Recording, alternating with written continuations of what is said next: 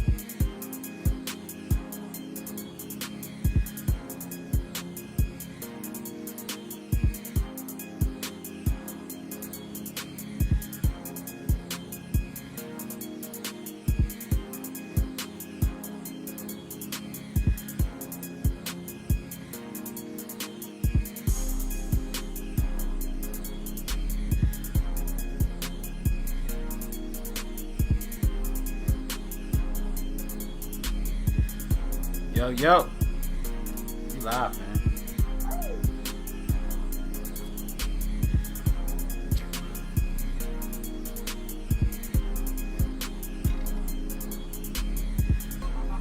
About to live a little bit.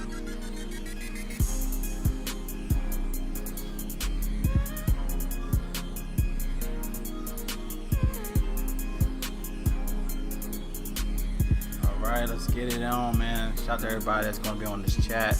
Please go ahead and like, go ahead and share. Shout out to everybody.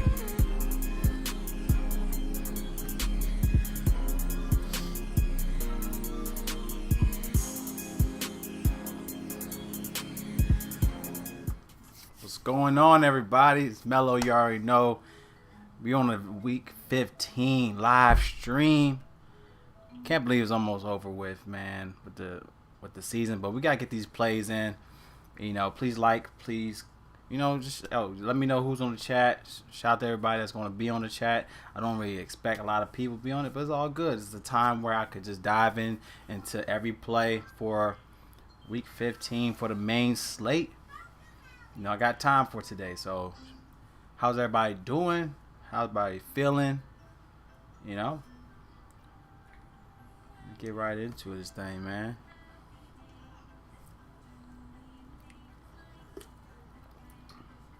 You already know we're going to get into each position. Let you know who my cash plays, what my GPP plays are. Alright, and as you can see, got draft dashboard on my side right here. Up to $1. It's only $1 up to 30 days. So you get all these plays here. You also get my player pool. So definitely check that out in the description. But we're going to get into it. How do I sound? Is it low? Is it high? Let me know in the chat if the volume's too low. I'll turn it up a little bit. But I just want to give it a go. My little snowball right here. You know, try to get better output. But let me know what you think. If it's too loud, you know, just let me know.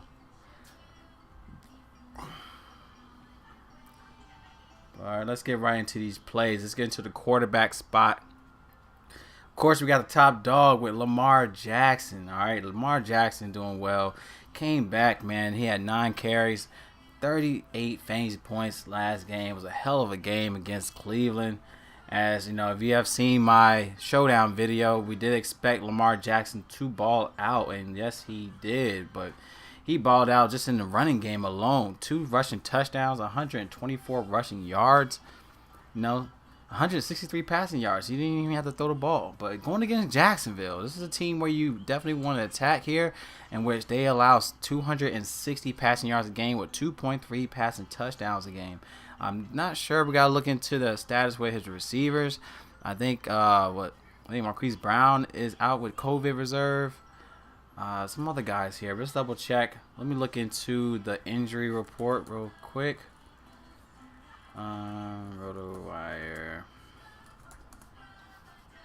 All right, let me just check in with the injuries / COVID reserve stuff going on here for lineups, injuries. All right, injury report. Let me go ahead.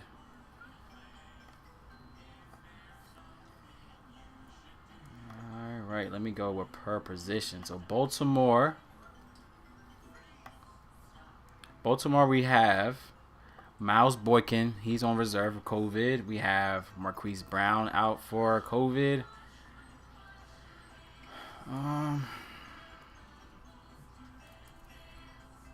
So far, I mean, you got Geno Stone reserve, D'Anthony Thomas reserve, James Proch. So right off bat, we got 2 receivers off bat that will be out because of this COVID.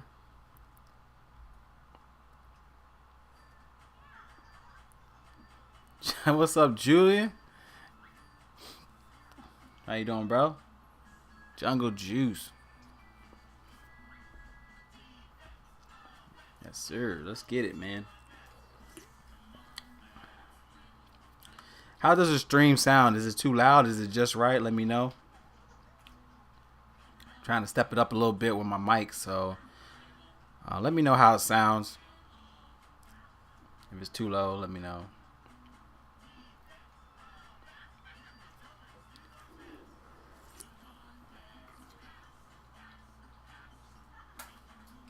I appreciate you, bro.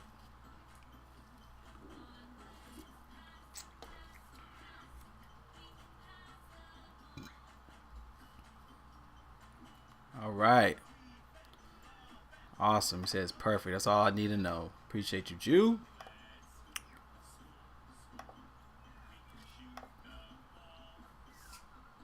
All right. Now, let me go ahead and put on the injury list with these guys in COVID. So I'm going to go to injury list. Off rip, we got Baltimore. We got Boykin. And we have Brown. COVID.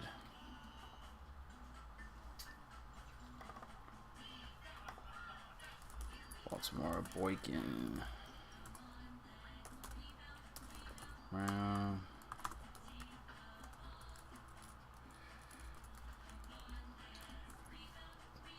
Got COVID protocol. Let me move this over a little bit so y'all can see it. All right, and let me turn down this. Turn this down.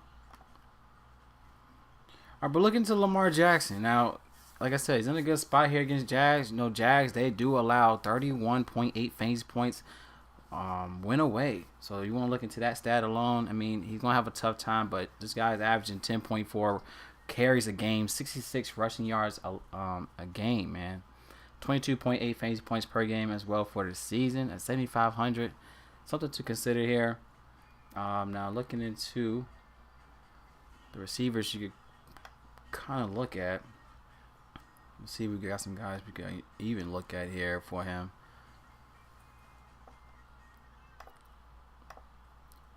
I think Dez Bryant is back. Dez Bryant is back from reserve. So that's a plus for him.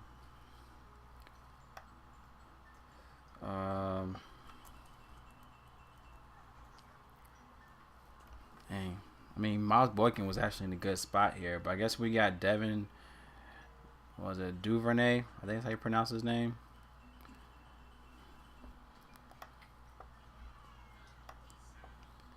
Let's see who can be a target here. I guess Dez Bryant is a guy you could target here, especially in the passing game, obviously. But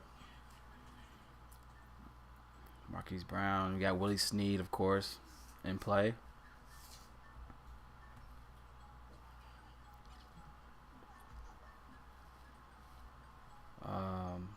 But nonetheless, y'all, I like. We'll get into the other plays. I'm not going to keep going back and forth with the running and the passing game right now, but just in the sense of Lamar Jackson alone, he can make plays happen against his team with Jaguars. It's definitely a team to where he could definitely exploit. So I like this play for him. For week 15, definitely be a cash play for his price tag. So we got Jackson. Just due to his price, you know, he's definitely going to be something you could look at here. Just by himself, he could do wonders on foot. All right, let's play.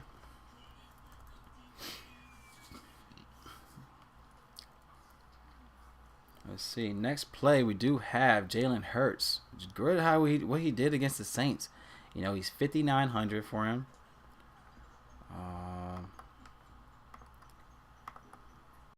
23 fantasy points against the Saints on his first game. Going against Arizona here. He's 5,900. Is he 5,900?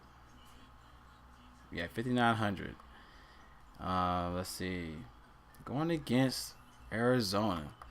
Now, Arizona, looking at what they do, I mean, they allow a 70% in completion percentage. Now, he had his first game, he did have a 55.6 completion percentage. So,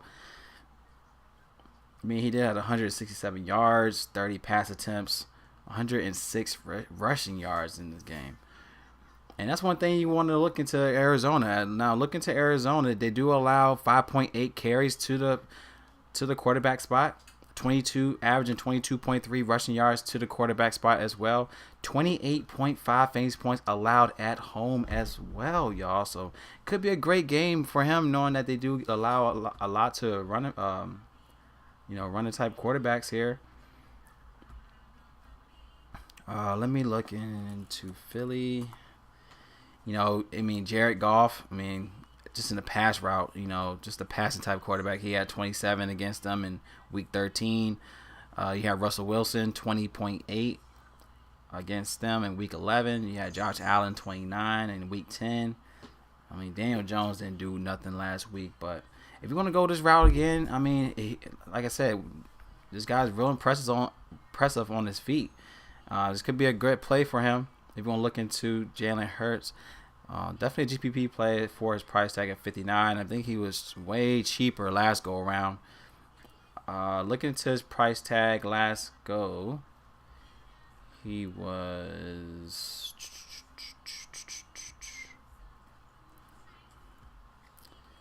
Sorry, I got so many tabs open right now. Just trying to make sure I got everything loaded. So he was 5,100 last game. So 5,900. It's gonna. Like I said, the only way to exploit this team will be his running opportunities here. So I like Jalen Hurts here at 5,900. You want to go that route. Next play here, we got Jared Goff at 63. Now Jared Goff is an amazing spot this week. If you want to pay up, so Jared Goff 6,300. In a great spot, obviously against the Jets. One thing about the Jets, they do allow a lot, man, to the passing game. So looking at what Jets allow, they allowed 310 passing yards a game, y'all, in the last 4 games. 294 passing yards allowed for the season. averaging 3 touchdowns allowed, y'all. So this could be a smashing spot for Goff here. This is obviously going to be a great stack if you're going to look into the stack with Rams here. They allowed 68.3 completion percentage allowed, 28.4 fantasy points allowed to the quarterbacks. Went away as well. One thing about Jared Goff, he hasn't had a lot of upside when playing at home. I'm not sure why it is that, but all his best games went away for Jared Goff. You know, he played Philly in week 2. He had 24. He played Buffalo. He had 31. That was at Buffalo. He played Washington. At Washington, he played 20. He had 28. He had 17 against Miami. He had 28 against Tampa. What? Wow. You want to say hi to everybody?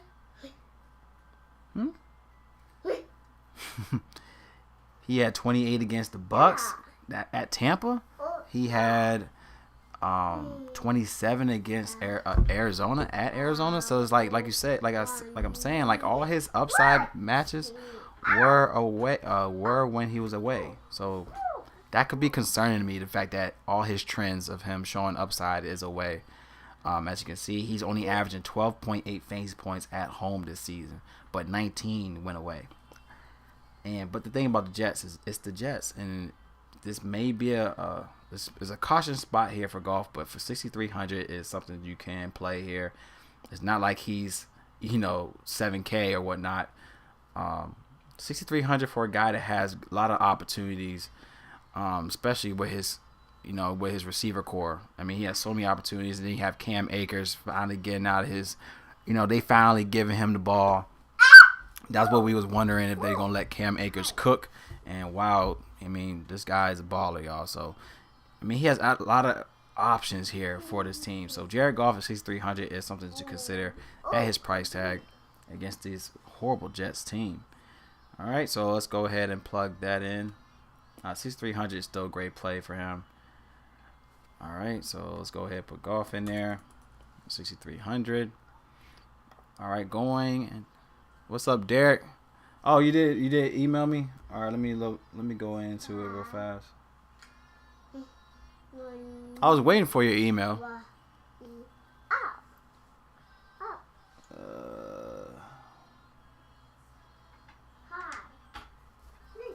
What is it? Man, Derek, shout out to you, bro. Got your page from Coach Fresh, and there was no sports. As you know, the legend I took down this year. I was took down in NFL tournament, so I don't see much content, and I believe it can help with that, especially the base for the people and some Jesus peace. That's just random tickets.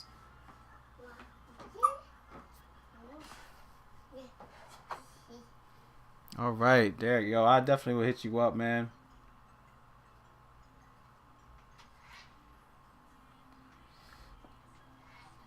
He said, "What's going on, black man?" Mom. I appreciate you. Mom? Wow. Woo.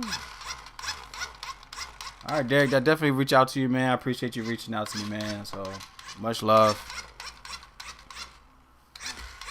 Whoop, whoop,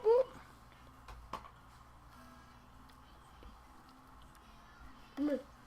Baby girl, you want to say hi to everybody? Y'all don't know, this is Olivia, my baby girl. She'll be 2 years old and on the 29th. You say hi. Look. You say hey. Say hi. You wave hi. Say hi. You say hi. Whoop, whoop, whoop, whoop. All right. Mom. All right, get down. Ugh. Mom. Baby.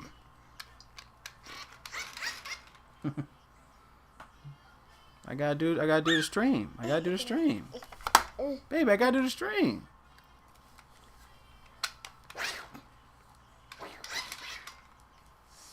Let daddy do a stream.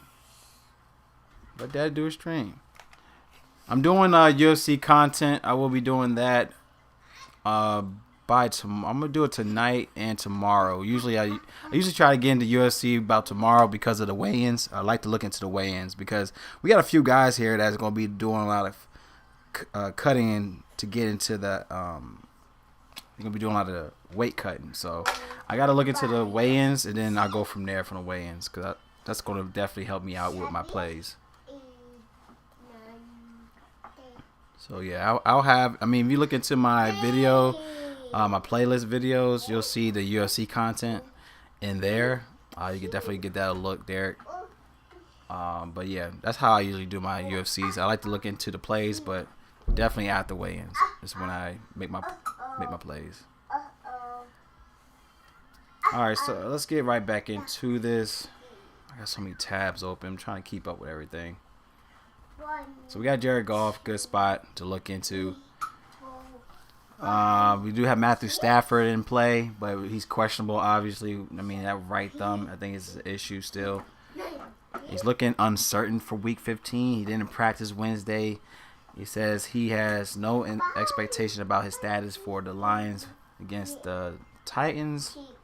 Stafford said he had a rib injury. So it's a day-by-day rib injury for Matthew Stafford. So we'll look into him once we get some more news. If you will follow me on my Twitter, @Melorama, that's below the page. You'll see it. That's where I usually post a lot of my updates with injuries and whatnot. So look into that. And I think, of course, we have AP. I think Adrian Peterson is also questionable. Oh. Go.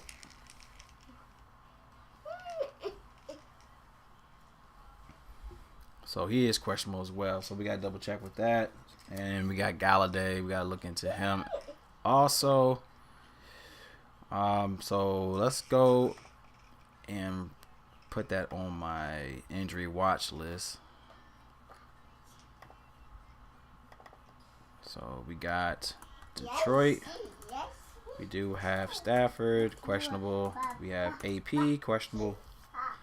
And we got Galladay. I think they're all questionable.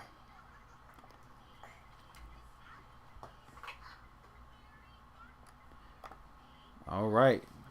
Let's get into the next spot here. And where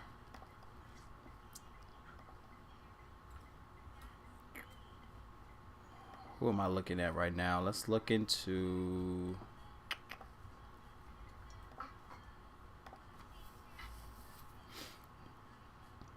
so you got Taysom Hill going against the Chiefs at 6K. I'm not really sure if I want to go that route with him yet. But look at Taysom Hill, y'all. 25, 19, 25, 21 in the last 4 games.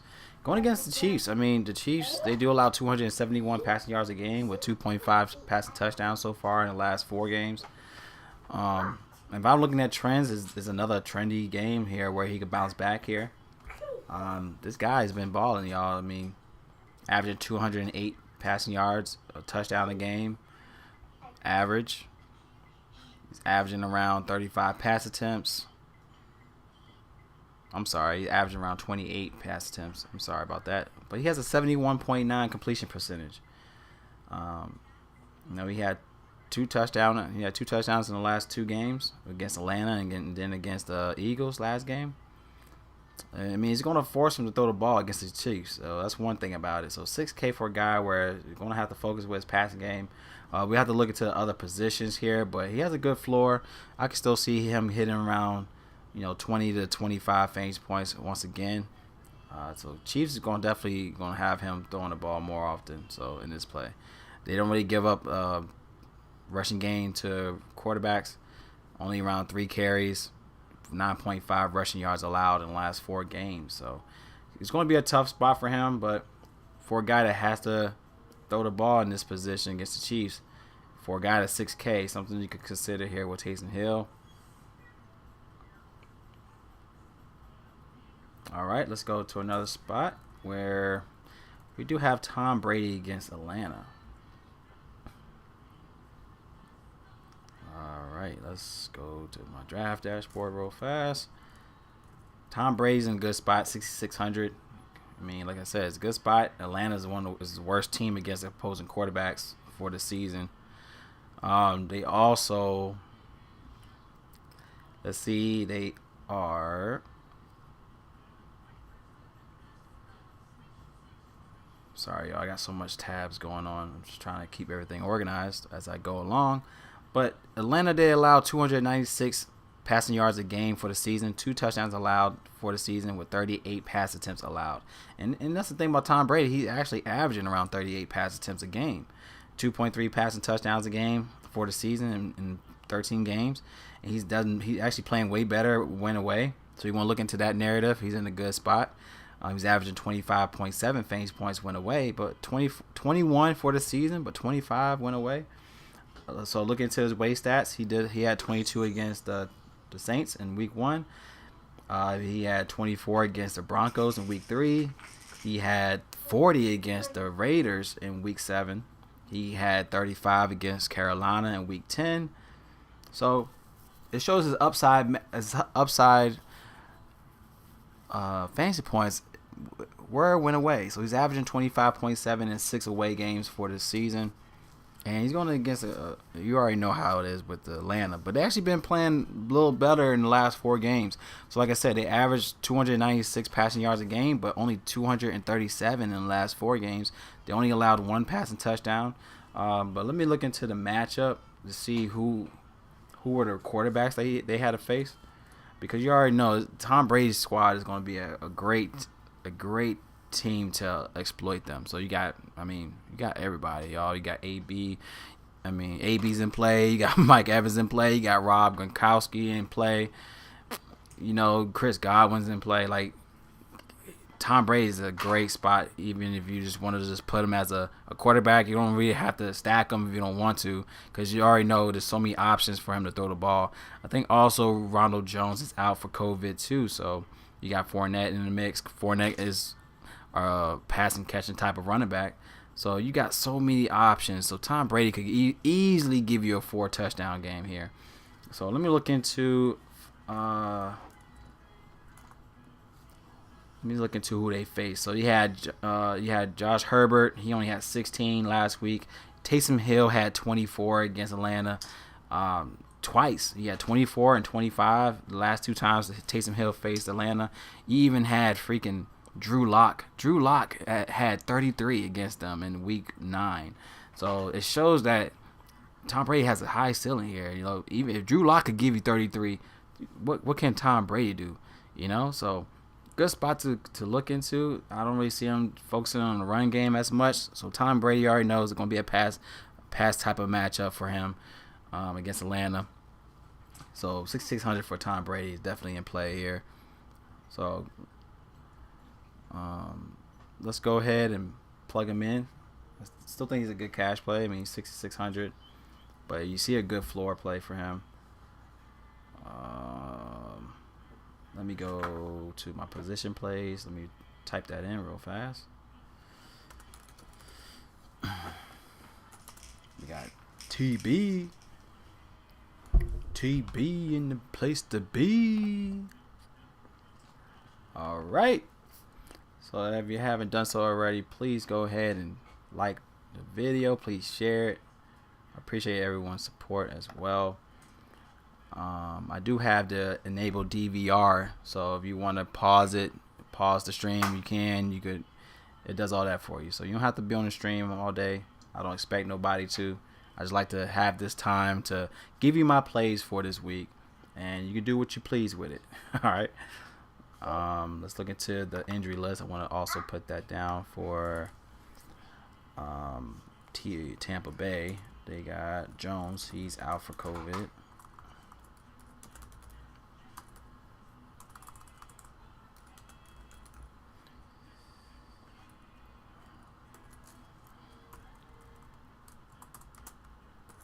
All right, let's keep it moving. Let's go to the next spot here, where we have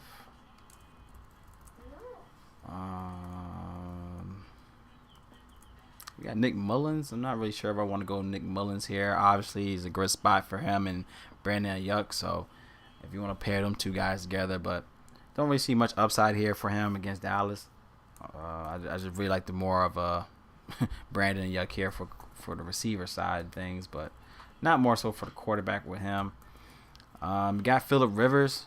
I mean, he's been doing well. I mean, 5,900 for a guy that, I mean, he's been averaging around 19 fantasy points in the last five games. You know, he had 19 against the Titans, 22 against Green Bay, 19 against the Titans again, 19 against Houston, 18 against the Raiders. He's going against Houston. He has a good stats against Houston. He played them in his career 3 times in his career.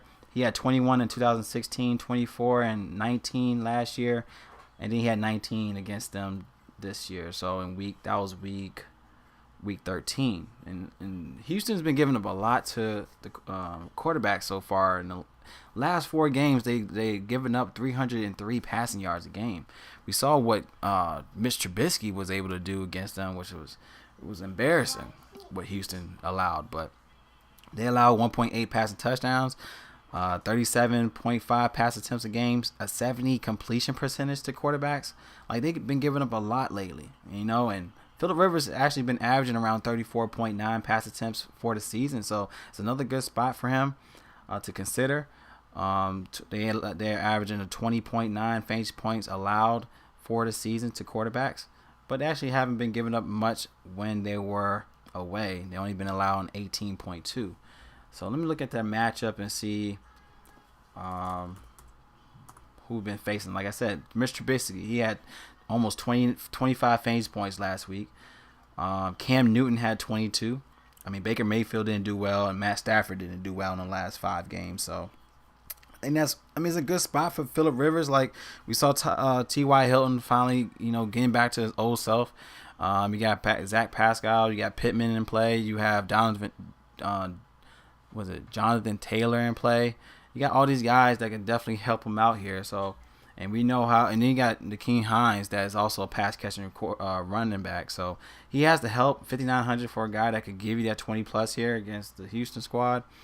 And Phillip Rivers in a good play here for his price at 59. So could look at this play for Phillip Rivers, 59 hundos.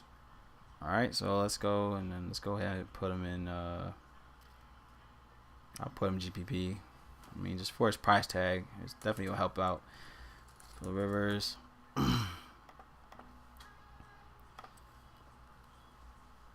All right, let's get into the next spot here.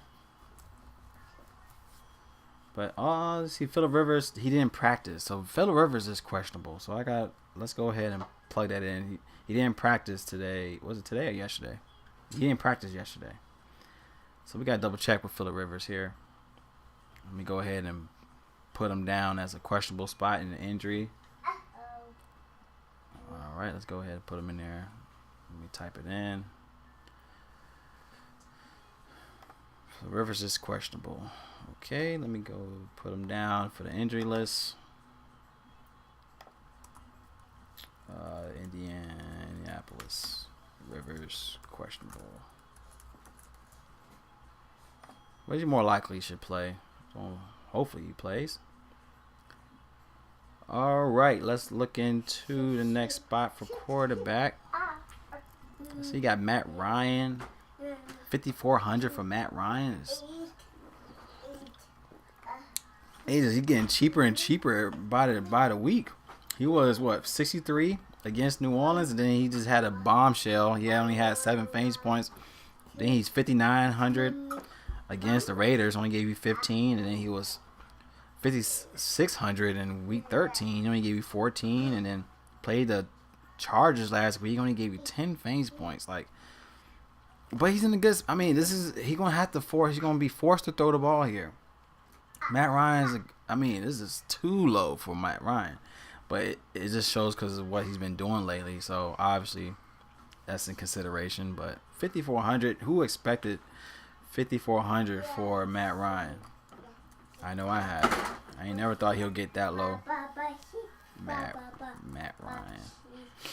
5,400 for him, man. It's too cheap. Now, like I said, this is going to be a shootout. He's going to have to throw the ball here. I mean, he has the weapons as well. What you say uh-oh for? What's that uh-oh? Green here. You got green and tan? I know. No, put that in your mouth. Don't put that in your mouth. Mm-hmm.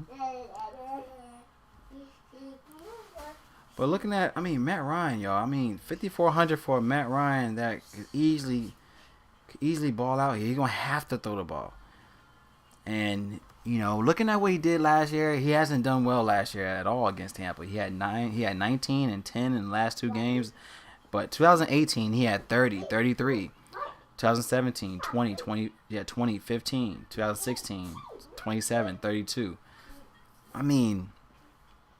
Who knows if this time is up here? It's sad to see Matt Ryan go out like this. But against Tampa, Tampa's been giving up a lot to the quarterbacks lately in the last 4 games.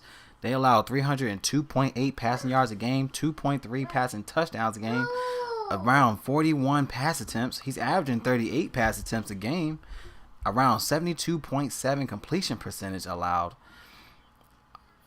They allowed 25.5 fantasy points allowed to opposing quarterbacks. This is where he should attack here, and this is too cheap for him. Too cheap for 5,400. So Kirk Cousins had 18 last week. Yeah, Patrick Mahomes had 35 in week 12. Jared Goff had 28. Yeah, Teddy Bridgewater had 20. Drew Brees in week 9 had 23 in the last 5 games against Tampa. Tampa is 30th against quarterbacks in the last 5 games. This is something to consider for Matt Ryan at his price tag. He shouldn't be this low. He should bounce back here. Hopefully he bounced back here.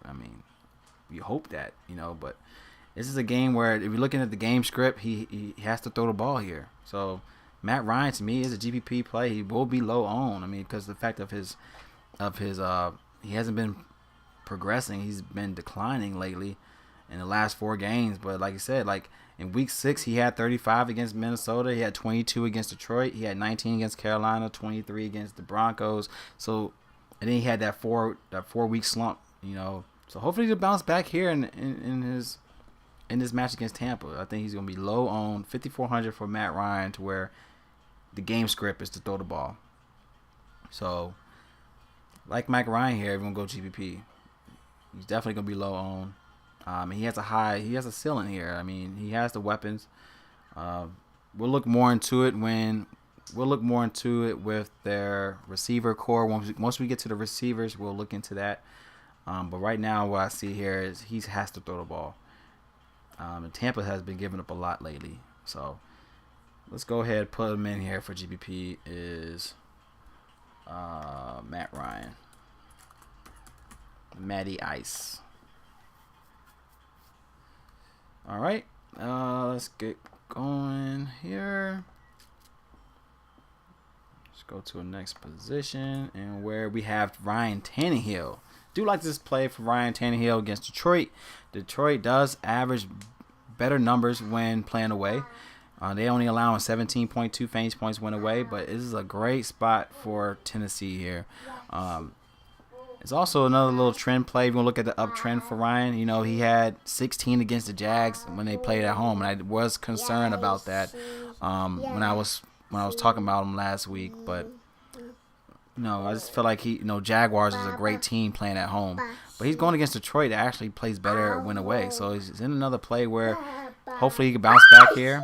He had 23 against Baltimore, and then he went down to 19 against the Colts. Then he bounced back against Cleveland with 32 fantasy points, and then he declined with Jags at 16. So hopefully it's an uptrend for him. I like looking at trends. That's how I am, man. I like looking trends and stuff like that to definitely help me to get a leverage on that end. But this is a good spot for Ryan Tannehill. I love the core here. I love A.J. Brown. He is questionable. We can look into that. You got Corey Davis in play, Janu Smith in play. Obviously, we got Derrick Henry. He has my cover. He's my cover play for Week 15. He should ball out against Detroit. We all know how Detroit just gives up too much against running backs, and this guy's a steamrolling type of running back.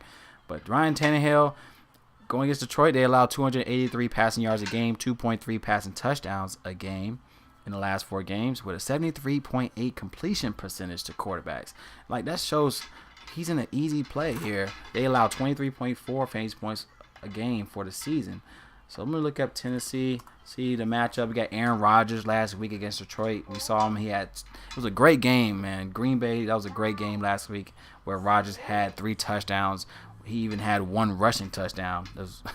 So the fact that he could do that, man, 30.9 fantasy points that game. And then he had Deshaun Watson in week 12. He had 36 fantasy points.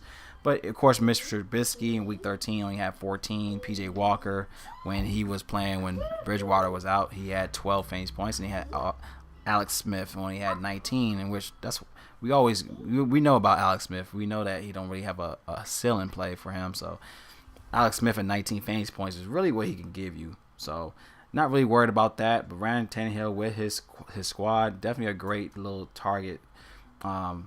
It's a great target play, especially if you want to look into stacking. If you are looking to your stacks, as a great stack. So I'm going to my stack list. I do think that Tennessee is a great stack list for a cash play. I mean, they're going to be high on. So like Tennessee has a nice stack. Who else I like stack-wise? We talked about Jackson, Goff. So, yeah. So, Goff is a good spot. So, like Rams is a nice stack. All right. And let's plug them in as Rams. LAR. It's a good stack as well. We're going to look into stacking. All right. Let's keep it moving. All right. Ryan Tannehill, 6,700 for him. I mean, definitely going to be cash. It's going to be, like I said, it's going to be a play where he might not give you upside. So it's definitely got to be worrisome. I do think that you got to be cautious about this play, but I do like Derrick Henry to ball out here to where he might not have to do too much. But the receivers, still have the receivers here as well. But Ryan Tannehill as a quarterback might not get the upside due to the fact that you might have Derrick Henry run all over them this week. So just got to be cautious with that. But I do think he's a cash play for Ryan Tannehill. Especially for his price tag, one of the more expensive plays for this week. All right, let's look into the next spot. Let me double check, make sure I got everything.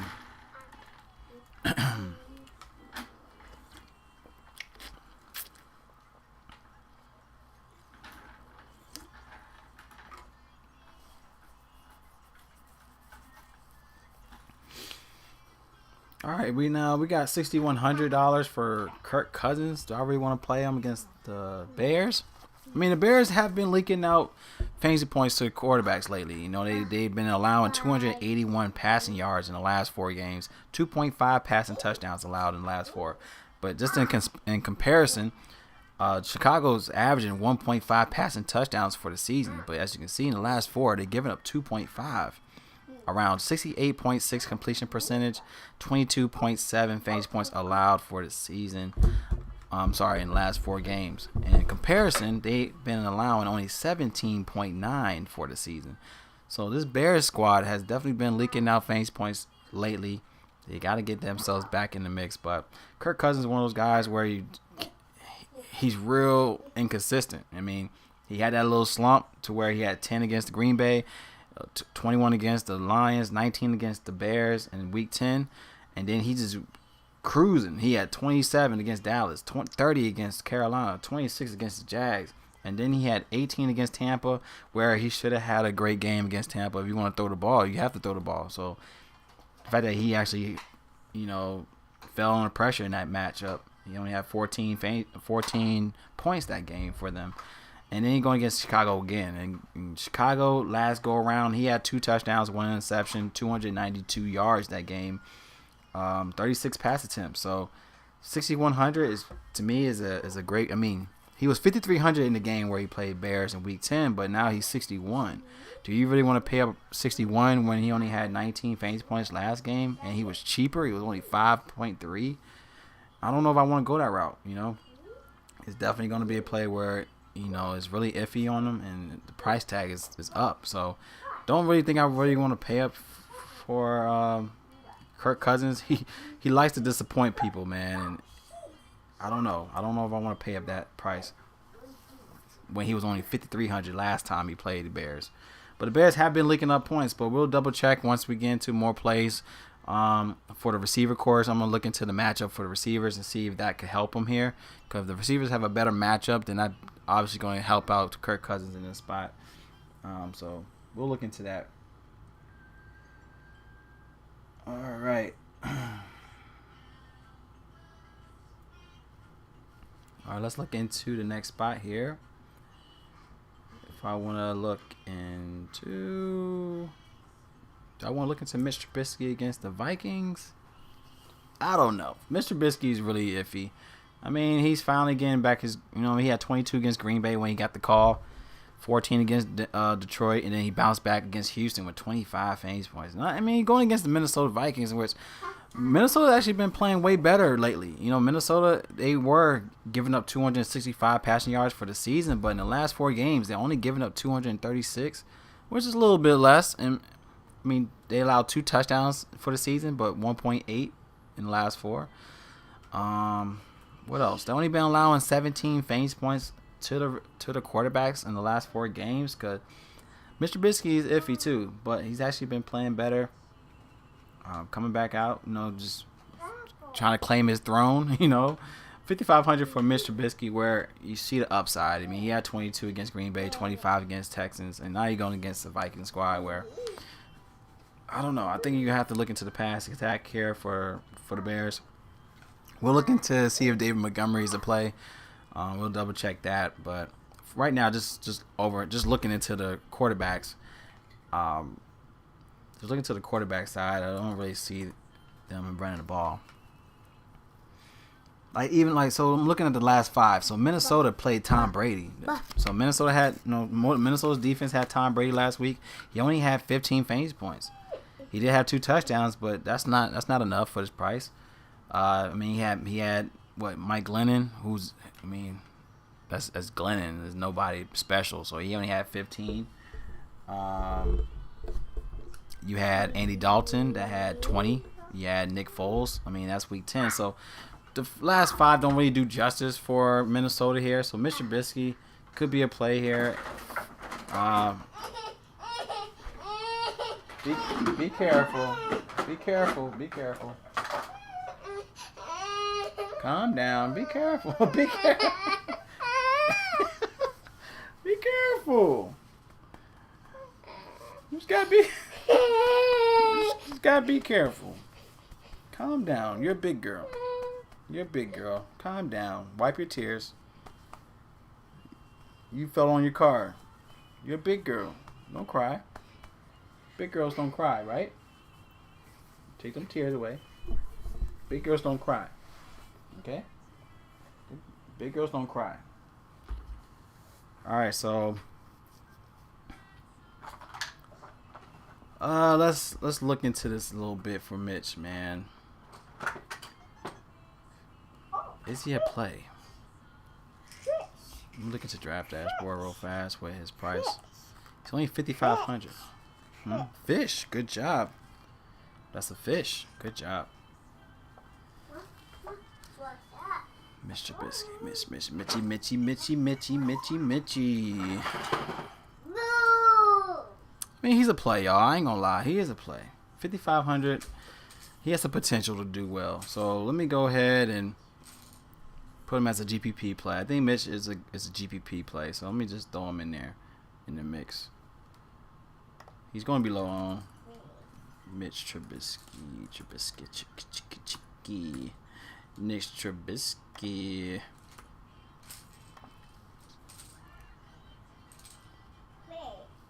All right, let's get it going. If you haven't done so, please please share the video. We live, man. So let's get right into it. Appreciate everyone that's on it, on the stream.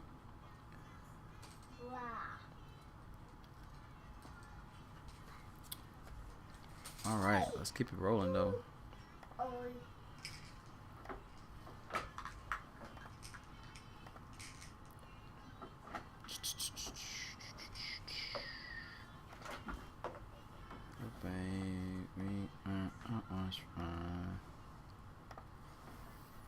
All right, so we got Patrick Mahomes going against the Saints, which you still play. You already know how Patrick Mahomes is, man. 7,900.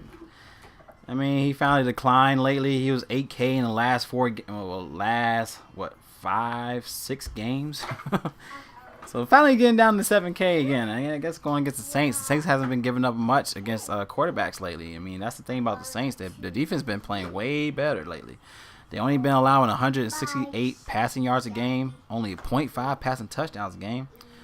Around 16.5 fantasy points allowed so far in the last 4 games. 16.9 fantasy points allowed for the season. So the Saints been definitely doing well. But Patrick Mahomes, you already know he has the talent around him to exploit the Saints. They're looking at a close matchup here as a 3-point favorite for the Chiefs here.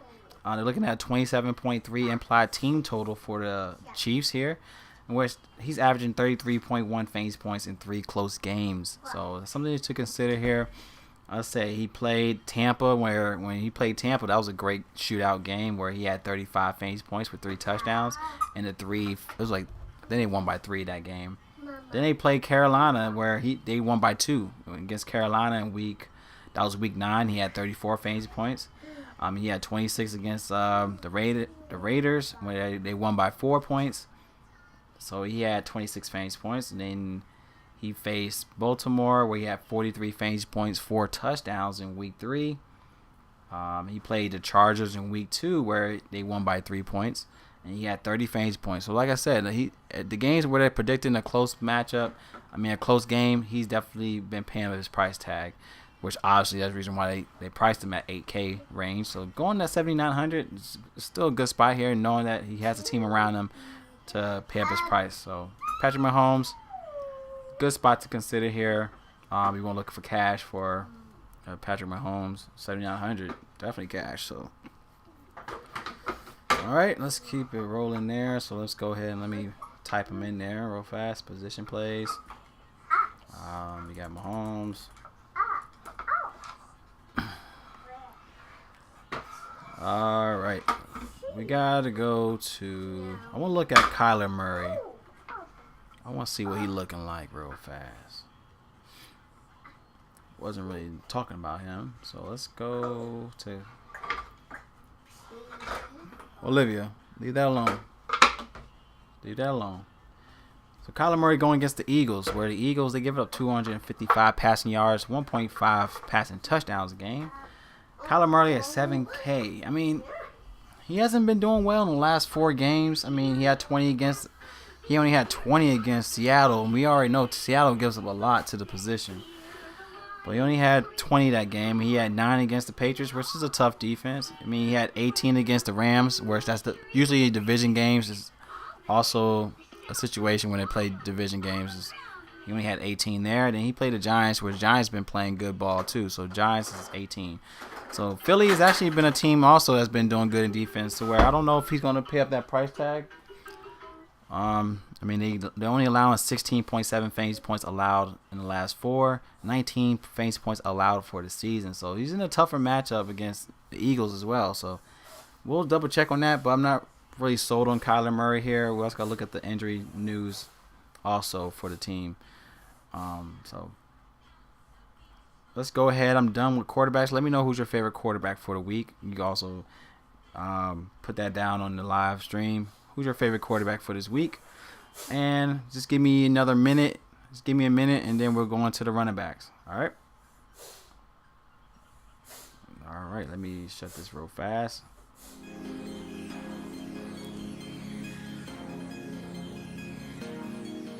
Mellow beat.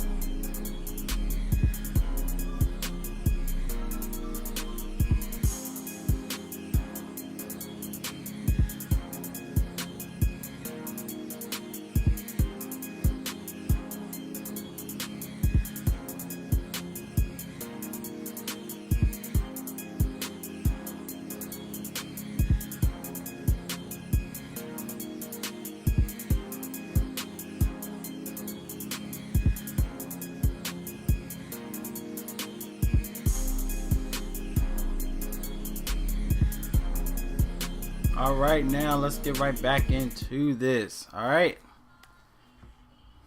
Sorry about that, y'all. I had to get this going. Let's get into the running backs. We got good timing. So let's get into the running backs. Feel free, please like the video. Feel free to subscribe if you're new. Welcome to the live stream. I usually do my football content on live streams. This is a good way for me to just dissect the slate, man, on the live stream. So football I do live streams for. I will have an NBA. I think I'm going to do an NBA video. I've been doing pretty good with the trials for NBA, so I'm going to do an NBA favorite plays for today, so definitely check that out soon. Definitely get that going. All right, so let's go to the running backs. We got the top dogs in play. We got Derrick Henry bounce back with a 95 price tag here. 39 fantasy points last week. Will you still roster him even though, he's one of those guys that go up and down, especially with a high-end game? He kind of gets back to normal in the next week, but he's in another smash and play against Detroit. So will you play him? That is the question, which I think he's in a great spot. So definitely going to roster him in a few lines. Not saying got to lock him in there. I'm not saying that, but he's in a great play to look into for your lines this week, regardless of the price tag. All right, let's look into the running backs. Let's go and change everything up real fast.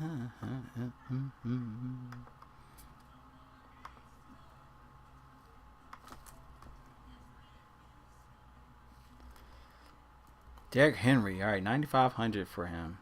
Let's look into it real fast.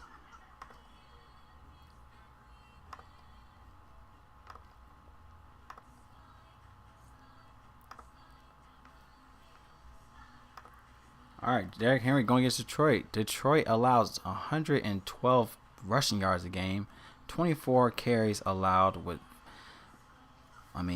even 45 receiving yards allowed a game. 1.2 touchdowns allowed to opposing running backs. They're also 31st allowed for the season. 32.4 fantasy points allowed win away for this team. 33.1 allowed in the last 4 games for this team. This guy, he has 4 touchdowns in the red zone in the last 4 games. 14 touchdowns for the season. He has 6 touchdowns in the last 4 games, where he had 2 against Jags last week. He had 3 against the Colts in week 12, and then he had 1 touchdown against Baltimore in week 11. So even though he came off, that's the thing though, he had 23 against Baltimore, and then bounced back with 42 against the Colts the next week. So it's still a great play for Derrick Henry, even with the price tag. He was 8,700 last week. Will he pay up his price tag? He has to give you another 30 fantasy point game, which I could see him definitely doing that again. This is a great matchup for him in this play. Now looking into the defense. All right, so looking into the defense side of things. Let me find him. All right, let's look into the team ranking for defense. So defense, looking into the Lions. They're the last in the league at touchdowns allowed. They're 32nd allowed for touchdowns. They're 31st in rushing touchdowns. They're 29th against rushing touchdowns, rush attempts. They're 30th against red zone touchdowns. They're 30th against red zone touchdown percentages. So this is a game script. That's what I'm saying. This is a game script for Derrick Henry. The fact that this is where he dominates the most. If they're getting within the 10-yard line, red zone opportunities is all going to Derrick Henry. So love this play for him. He could either give you a 3-touchdown game. Hopefully, he has chances to even break out on 20+ rushing gains in this spot here. What's up, Roger? What's up, man? Appreciate you, G. Thanks, brother. Roger's been there since day one, man. That's my bro, man. I appreciate you, man, sticking with me, man. Supporting the channel. Appreciate you. All right. But like I said, Derrick Henry, great play. Even though he's 9,500, not saying you have to put him in every line, but have a sprinkle of some Derrick Henry in your lines. Because if he balls out, you definitely want that in your play, in your line. So good spot to consider here. Let me go ahead and put him as a cash play for running backs. All right, Henry.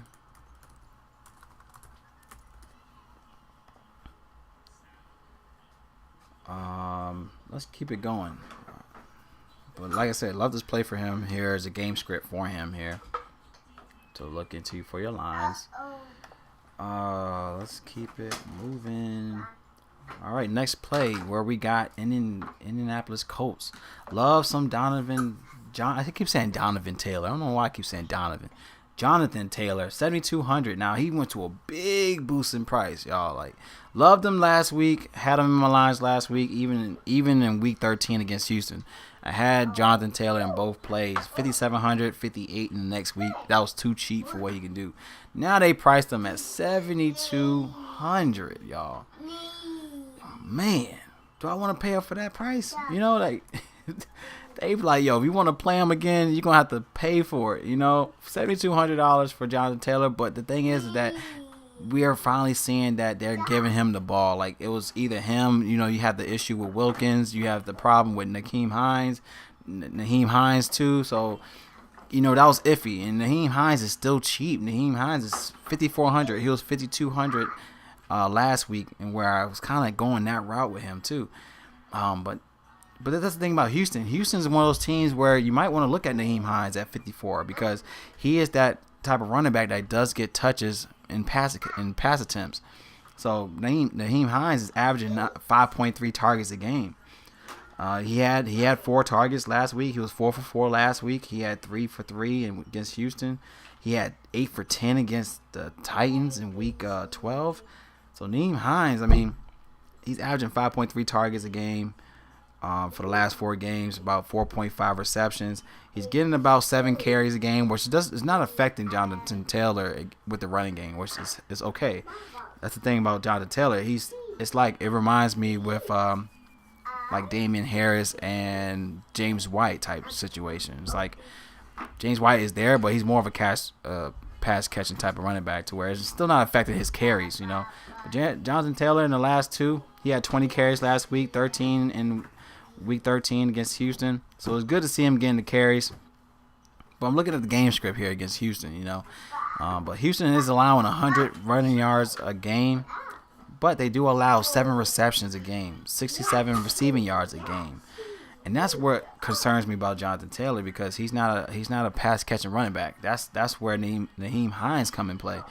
You know, the fact that they're giving up 7 receptions to running backs. 1.3 touchdowns a game. So is Jonathan Taylor the best play? You know, because at 7,200 he has to pay up that price tag. But Nyheim Hines at 5,400, if he gives you 20 fantasy points here, even 15 to 20 here, is an ideal spot for Nyheim Hines because of the pass attack type of play. So I might want to go here with Nyheim Hines at 5,400. Just because of the game script. You know, 5,400 for him is something to look at. But like I said, the Colts is a nice little spot for the Colts stack if you want to look into the Colts. I mean, like you said, we have T.Y. Hilton. He's still cheap. I don't know. I got to double check his price, but I think he's still cheap. Hope so. I think he's around 6K this week. But seeing T.Y. Hilton still be in the 5K range last week was ridiculous, and of course he exploited that. But I like Nyheim Hines just because of the fact of what Houston do allow against the running attack, which is the pass catching running backs. So Nyheim Hines had definitely a GPP play. Jonathan Taylor still like him here at 7,200. He's cash. But looking at Nyheim Hines here at 5,400 could be the spot to look at. All right. Let me go ahead and go to. Let me go ahead and put that in a position. So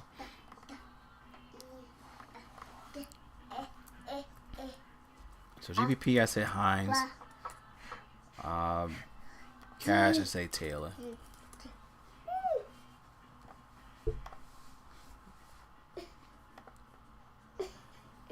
It's almost time for your nap, baby girl. It's almost time. You got your apples? You eat your apple? Let me see. Go over there and get your apples. Huh? Let's see your apples. Wow. You got all these apples here. You ate all your oranges. You ate all your oranges. Here's your apples. Look at all your apples. Hmm? Hmm? Mmm. You like your oranges? Apples? Apples is pretty good for you, girl. You're missing out, girl.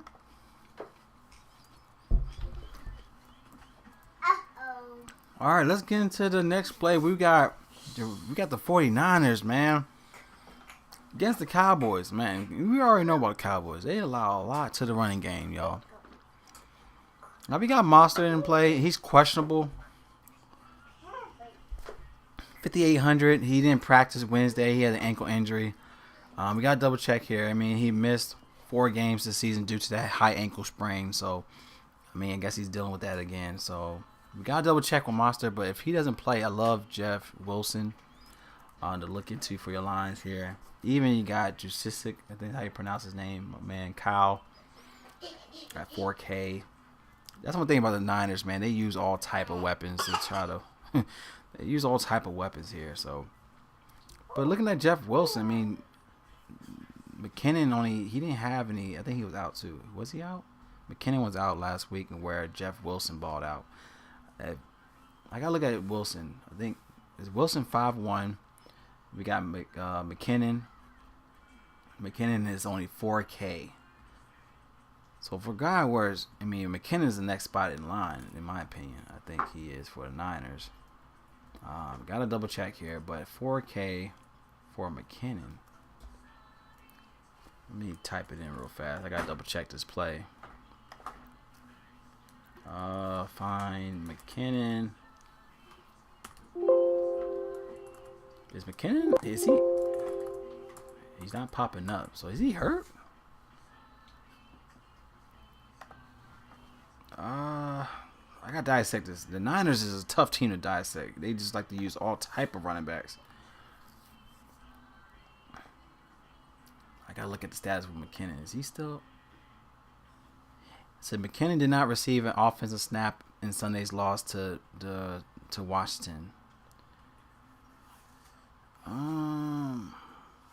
As a former Viking, just 5 touches since that point. Jeff Wilson, too, has become the backfield fixture of late with double-digit carries over the last 2 to past 3 weeks.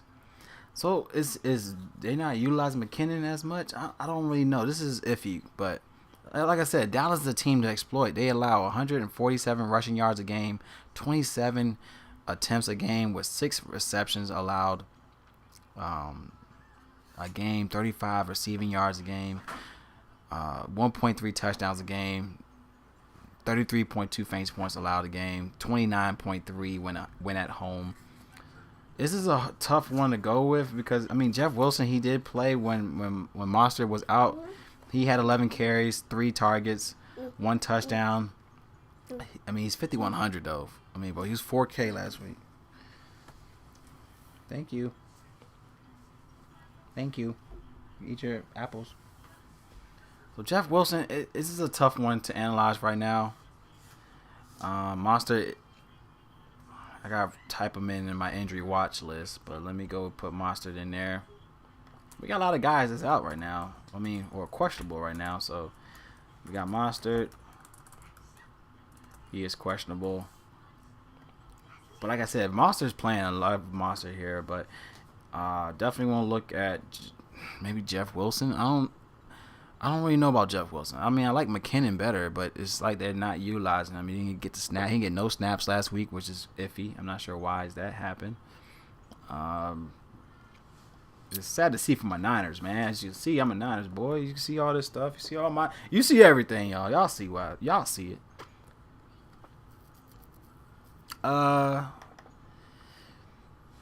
For right now, I'll say Taylor. For right now. I said Taylor. Why Wilson?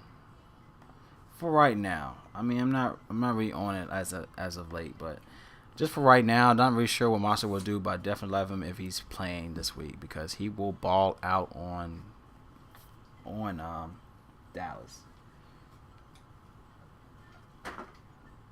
All right, let's keep it rolling.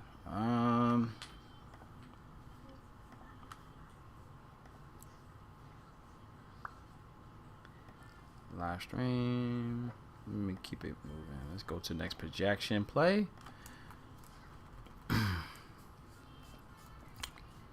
So next spot here, we got to look into AP. AP is, I think he is limited to start this week. He did have that forearm injury.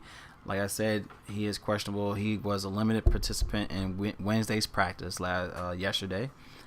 But it says not yet substantial reason to be worried about his availability for Week 15. And then, of course, on top of that, you got DeAndre Swift back in the mix. You got Kerryon Johnson healthy to where I'm not really sure if they might give plays to Adrian Peterson here. But DeAndre Swift at 6,400, it could definitely be a play. They do allow 7 receptions to the position, 58.5 receiving yards to the spot. If I'm going to go here, I love DeAndre Swift because that's where he excels the best is his pass catching ability. He's averaging around 5.2 receptions, 41 receiving yards a game, around 25.2 fantasy points. I'm sorry, I'm tripping. I'm looking at the wrong stats. So Tennessee's allowing 7 receptions a game. Swift is averaging 3.8 receptions, 37 receiving yards, 10.5 carries in the last 4 games, with 15.2 fantasy points average when he's playing away. I mean, he did have that breakoff game against the Jaguars where he had 2 touchdowns, 14 carries, 116 rushing yards. He did have 4 targets that game, and then he played Washington where he had 5 for 5 in targets, 81 rushing yards, 68 receiving yards that game against the Washington team. So this could be a play, and then we are not sure about Stafford. Stafford is questionable, so. But one thing about Swift is that he's definitely going to be available in the pass attack game. So if he's in the pass attack game, it's something you consider here with DeAndre Swift. Only at $6,400. You can go that route. Let me just go back and see. Let me see if he's good on Draft Dashboard. They give him a 97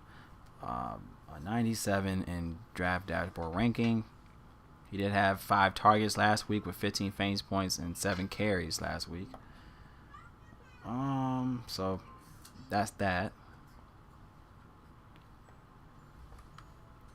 Let's keep it moving. All right, now let's keep it going. We got David Montgomery with Chicago. Now, that's what I'm saying about this team with Vikings. The Vikings is one of those teams where David Montgomery could be in play once again. Like, David Montgomery's has been balling.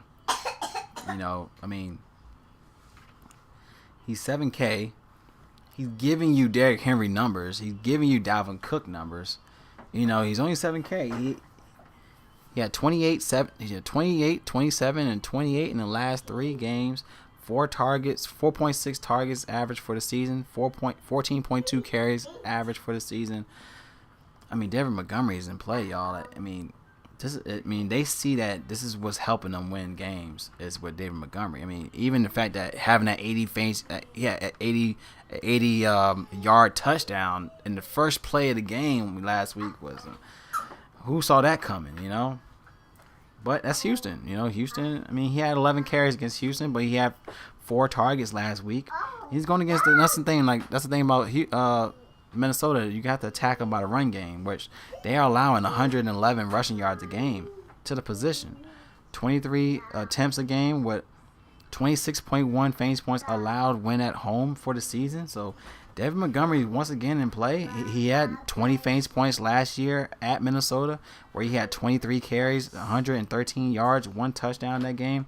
So a guy at 7K that give you that 20-point upside is in play with David Montgomery here. So I like this play for him. David Montgomery is once again in play. I mean, let me see what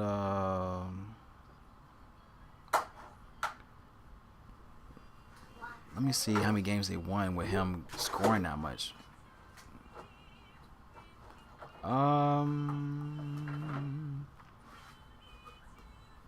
Yeah, they lost 2 out of the 3 games that he bought out. So still a good spot here, knowing the upside this guy can bring here to the table. And that's the thing too. He's not really a pass catching running back, and that's where the Vikings doesn't really give up his receptions in the backfield. So they're only allowing 3.5 receptions allowed, but they're giving up a lot to the hole, man. So David Montgomery once again in play, only 7K.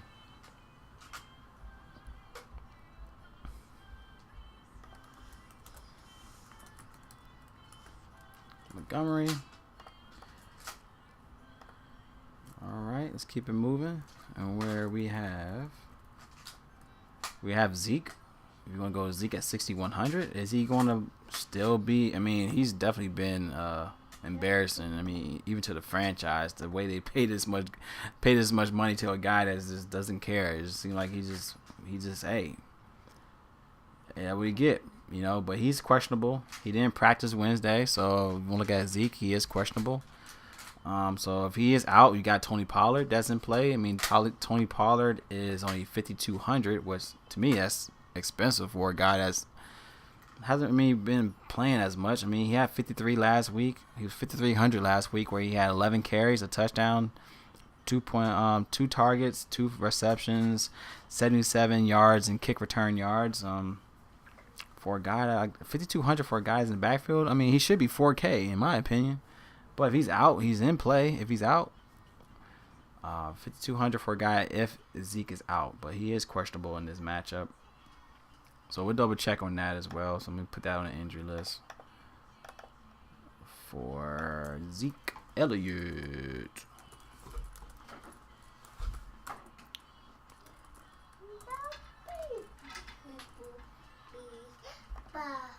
All right, and let's keep it rolling. I don't really want to go much into that game because we all know the Niners don't really give up as much on the running game. But Pollard isn't played. It's something he is something to look at if they're out, if Zeke is out. All right, let's look into Baltimore. Like J.K. Dobbins, I like him at 5,900. Like they priced him low here. I think this is a play where you could look at him here if you want to pivot from Donovan Taylor and look at J.K. Dobbins. All right, now he's cheap. I mean, Gus Edwards did get a look last week. He had 1 target, 7 carries with Gus Edwards last week. He had 18 and 13. So Gus Edwards is something you could look at, but J.K. Dobbins, he did have 13 in the last 2 games, 13 carries last week. And it's a nice spot against Jags, and that's one team you want to exploit is the running game against the Jags. 5,900. He was 64 last week, so you get a 500 discount on Draftkings for Dobbins. This is a good play for him. I mean, they allow 167 rushing yards in the last 4 games. Jacksonville, good gosh. They allow 34.2 fantasy points to the opposing running backs. 25 went away. 1 touchdown allowed to the position for the season. 30 attempts a game to the position. Like, this is a game script where Baltimore's in play, especially with the COVID situation with the receiver core. I think they could hit all type of ways with the running game. I mean, they could use Dobbins and Gus Edwards in the mix. So you got 2 guys here where in good price tags. You got 5,900 for him. You got 4,400 for Gus Edwards, and where's Gus Edwards? He had 7 carries, 49 rushing yards. 2 touchdowns in that game. I think red zone touchdowns. So he's averaging 3 touchdowns he has 3 touchdowns in the red zone in the last 4 games. So if you want to consider that. So he had 2 touchdowns last week. He did have a touchdown against Pittsburgh in week 12, and then he had a touchdown against the Colts in week 9. He did have a touchdown against Pittsburgh in week 8. But Gus Edwards at 4,400 could be intriguing here. I definitely like him on definitely like this play for him, man, at 4,400. So if you want to look at, I say cash for Edwards, and then GPP for Gus Edwards, GPP, Dobbins, cash. Both guys are in play, in my opinion. This is the game script with Jaguars. I think it's a game script. I mean, this is going to be a running game for them. I mean, looking at Lamar Jackson, that don't really need a receiver core, honestly, to do good. I mean, they're just there for decoys. But you got Lamar Jackson that can run the ball a lot. I mean, you got Gus Edwards that's hitting up the hole in the red zone. Yeah, so I do like Gus Edwards here. I mean, at 4,400. I mean, he had 18 and 13 in the last 2 games, where that's upside in my opinion. He is 55 on FanDuel. Dobbins is 59 on both platforms. So you get him for a good price on both platforms for J.K. Dobbins. All right.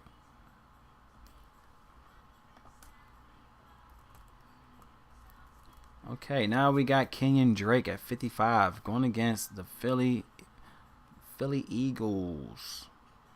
He's only 5,500 for Kenyon Drake. Let me see what Kenyon Drake looking like. 55, he had 16, 14, 24 in the last 3 games, averaging 14.3 fantasy points for the season. I mean, Kenyon Drake he's in a good play. I mean, he's not really doing as much at home. He only had 14 against the Rams at home. He had 14 against Buffalo at home.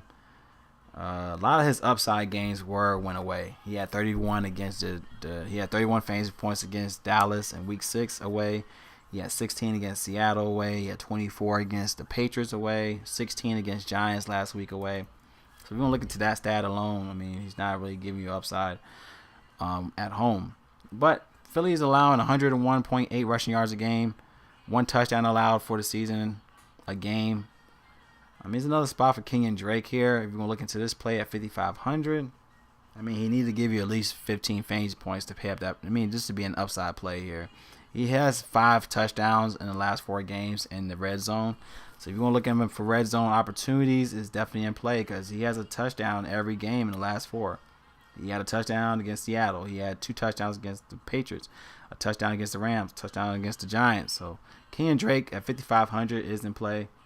To me, I think it'll be lower on as well because we already talked about certain players to where they're already something to look at. You could already have Henry and Montgomery in your lines and not have Drake in the mix, you know. So Drake, to me, GPP, I mean, he's in a good play. I mean, they're both in good plays. I mean, you have Montgomery in play and he's in GPP. I mean, if he give you a 20-plus upside, then yeah.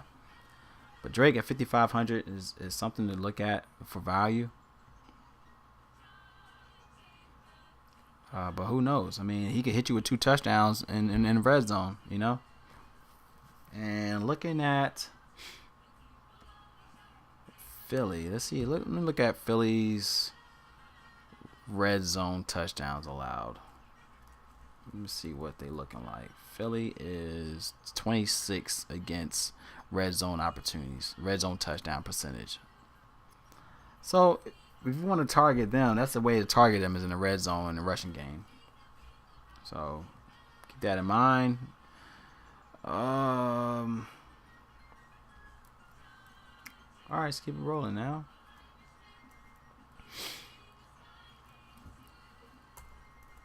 All right. Do I want to go Cam Akers, 6,600 for him against the Jets, which the Jets don't really allow as much against the running game. The Jets only allowing 89 rushing yards a game in the last 4. The only way you really got to target the Jets here is the passing game. But $6,600, man, he's 1,400 boost in price.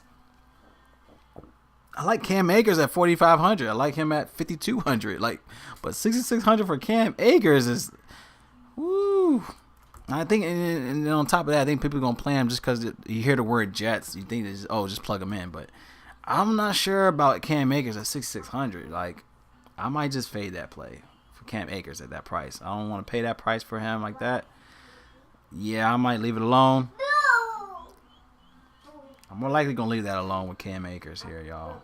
I mean, I don't think that price is suitable for this play. I think they just want to stick to the passing game here. I mean, he might get a touchdown or 2. He might get a touchdown. He had 3 touchdowns so far in the last 4 games. I mean, he had a touchdown, in the last 4 games. But I mean, if he's going to be 6,600 and only give me 14, 16 fantasy points, that's disrespectful. I'm not going to take that at 6,600. You know, I need somebody to give me 20 plus at in the 6K range now. But against the Jets, it seems like they don't really give up as much to the running game. So, more likely going to fade Cam Akers here. I don't think he's a viable play in my opinion, but this is my opinion. All right, then we got Philly. Chris Carson. I'm not sure about him against Washington's defense. I'm not on Chris Carson. We got Kamara against the Chiefs defense against the running game. Not really sold on that either. James Robinson against Baltimore's defense. I mean, he did have his finally had his downtrend game last week against the Titans where he only had 12 fantasy points. But Baltimore, they allow 104 rushing yards a game, 4.8 receptions allowed with 43 receptions to the position. 1 touchdown allowed in the last 4 games against the position as well. So they allow 27.8 fantasy points to the position, but 18.4 at home this year. Do I want to target James Robinson at 7,100? I mean, his price is getting low, but man, I need James Robinson to get back in the 6K range if he's going to give you that type of input. But this guy's been all over the place. I mean, he's averaging 4.4 targets, 17 carries a game, 79 rushing yards for the season, 9 touchdowns for the season. He has 2 touchdowns in the last 3 games. I'm not really sure if I want to go ahead and plug him in here for James Robinson against the Baltimore defense, but I think they're gonna target the running game. They're gonna make this guy want to run them down. So not really sure if they want to go this route here. I'm looking at the defense side of things and see if Ravens even giving up anything in the running game. Let's see the Ravens. The Ravens not even in the top 10 right now in rushing touchdowns. Rush yards. Yeah, they're not even in the top 5 in rushing yards. Let me see rushing touchdowns, red zone touchdowns. Baltimore Ravens, they're number 8th against red zone touchdowns. So they're 25th against red zone touchdowns percentages. But other than that, I don't know if I want to pay up that price for James Robinson against Baltimore. But I know they're going to utilize him the best they can. I mean, he had 22 carries against the Cleveland. He had 18 carries against the Vikings. He had 12 carries, and that's the thing. He only had 12 carries against the Titans. And I talked to my boy Brad. You know, we talked about James. It's like they're gonna force this guy to run the ball. You know, they're gonna play the run. So they're gonna make Jacksonville. They know that Baltimore knows that James Robinson is the play for Jacksonville's success here. So they're gonna make them run the ball. And they're going to force them to throw the ball is what I'm trying to say. So I'm not really sure if I'm going to go this route with James Robinson at 7,100. Might just leave that alone. We got Todd Gurley against the Bucs, which the Bucs is a great defense against the running game. So I'm going to leave that alone. Dalvin Cook going against the Chicago Bears.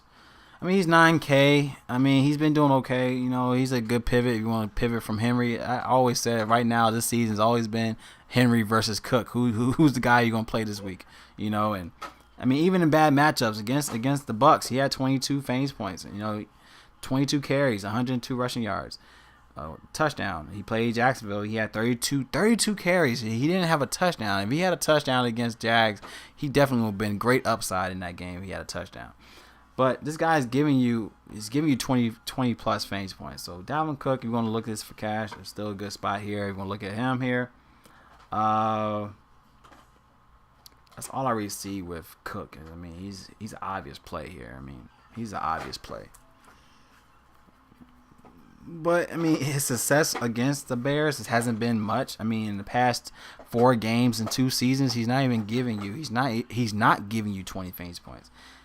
He had 15 against the Bears this season already.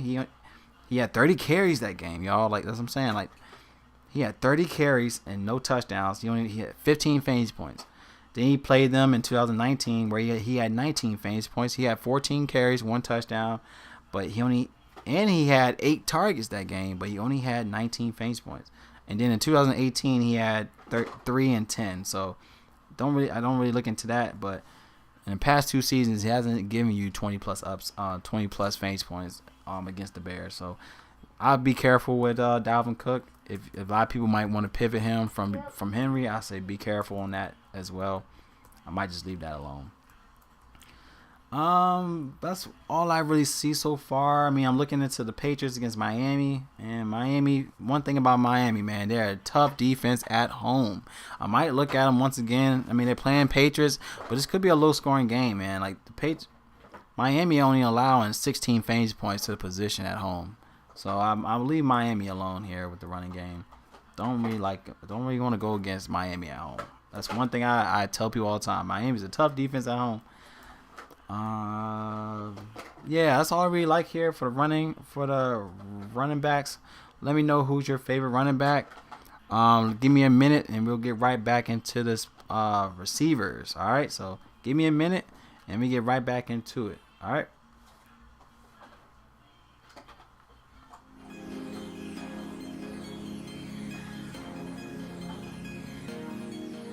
Mellow beat.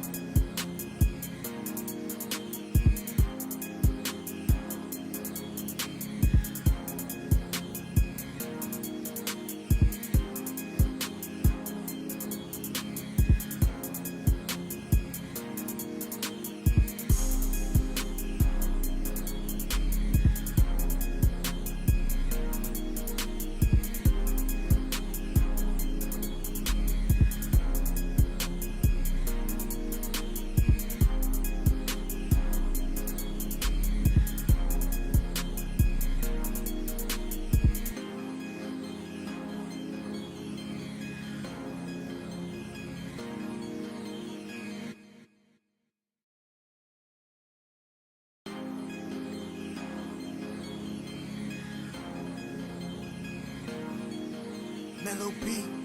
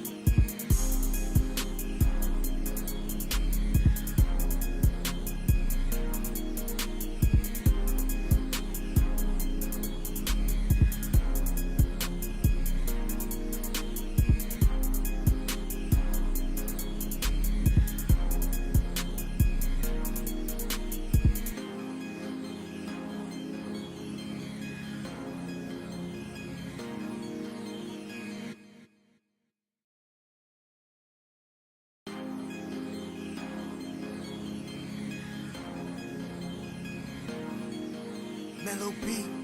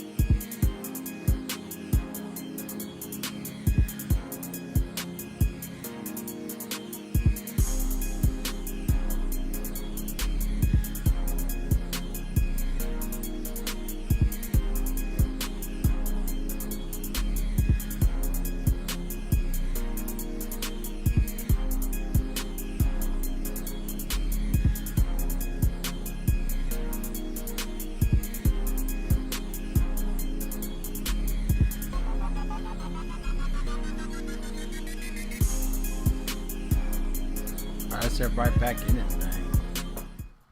All right, sorry about that, y'all. I had to put my daughter and hopefully give her a nap. All right, but appreciate those that are still sticking with me through the stream. But let's get into the receivers.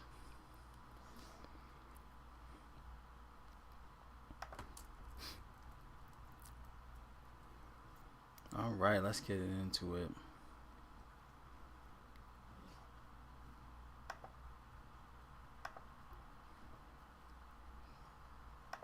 Like I said, if you want to look into Draft Dashboard, it's only $1 up to 30 days.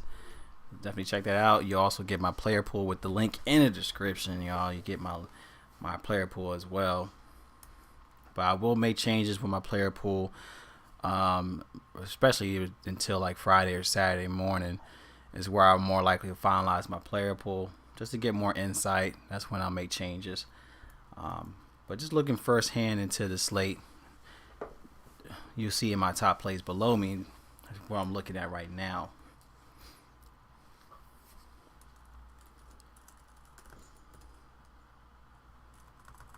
All right, let's get into it now.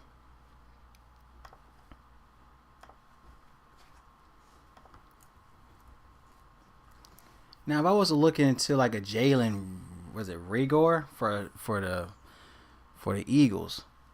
Now, this guy, he's only 4,400. He was 44 last week. He had 4 targets. I mean, this could be something for him at 4,400, where he's 4.3 targets, 2.5 receptions, but he's averaging 10.5 fantasy points if you want to look into that realm.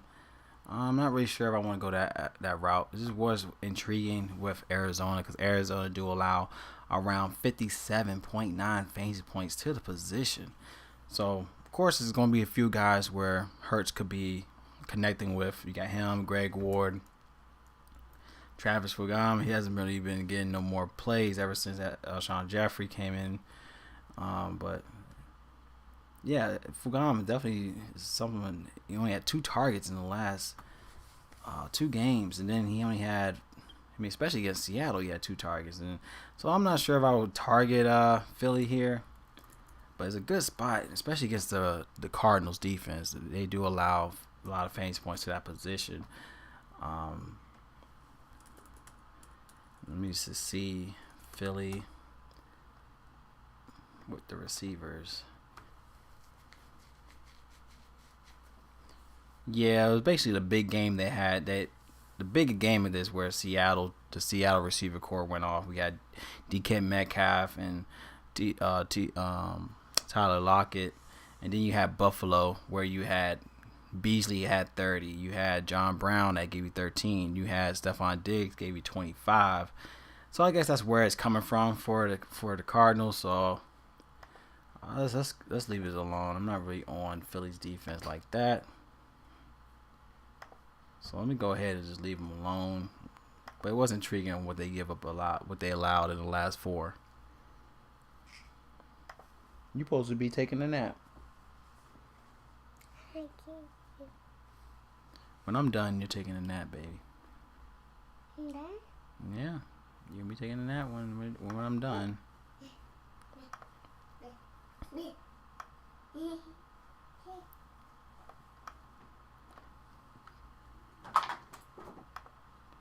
Let's see. Let's get going with the stream.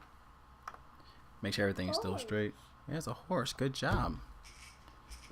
That is a horse.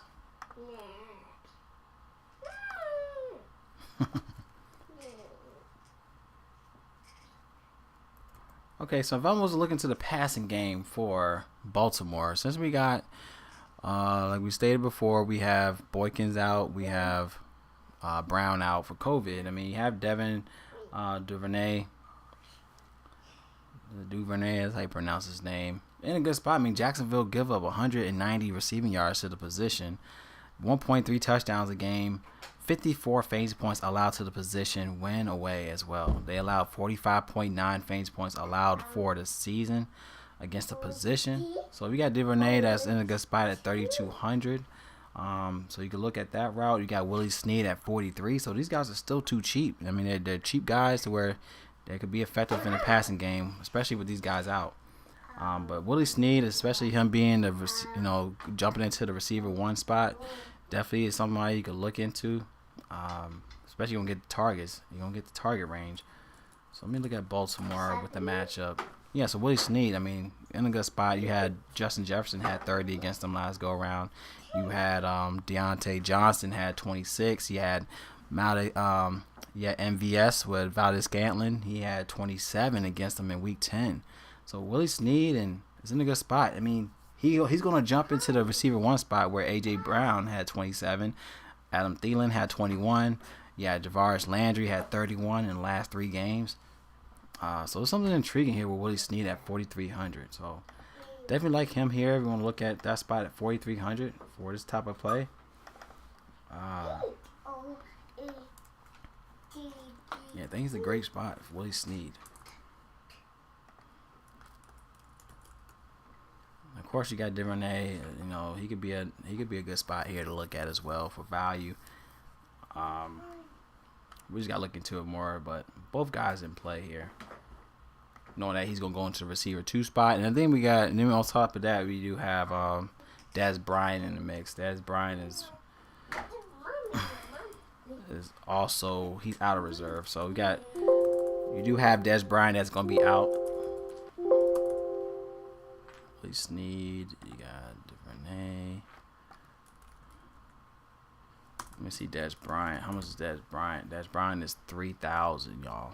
3,000 for a Dez Bryant. But yeah, he probably more likely be the receiver 3's position. All right, so like I said, this is a good spot for Baltimore overall. But more likely, it's going to be a running game type of play for them. Just the fact that you just know how Lamar Jackson. I mean, he's not really passing a lot. You know, he's getting more running yards than passing. So it's going to be a tough thing to call with his Baltimore receivers. So I think that's why it's so cheap for this price tags, because even if they were to score a touchdown, I mean, would they still pay up their price if they're not getting the targets? You know, so I guess that's probably why it's going to be a tough call. All right, but let's look into the Rams. All right, so Rams, we do have Cooper Kupp. You know, Cooper Kupp is $7K. If you want to pay up that price tag for Cooper, $7K for a guy that's in a good spot. I mean, him and Robert Woods. I mean, Robert Woods right now is questionable. He didn't practice Wednesday, so we got to double check on that end with Robert Woods, because you got Van Jefferson could be in play here if he's out. But Robert Woods is questionable. Let's see. He says that he had a thigh injury. He didn't take part in Wednesday's practice for a precautionary measure. So it's something, I guess it's just a check about with his thigh injury. But Cooper Kupp, $7K for him, where he's in a good spot against the Jets, where, like I said, you don't really want to target. It's not really a good spot to target him with the running game, but with the passing game here, they do allow 192.9 receiving yards a game to the position.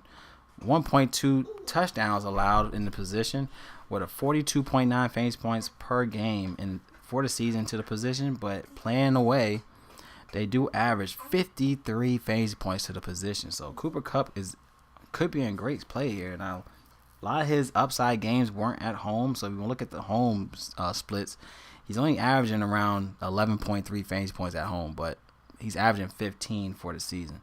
16.1 in the last 4 games for Cooper Kupp.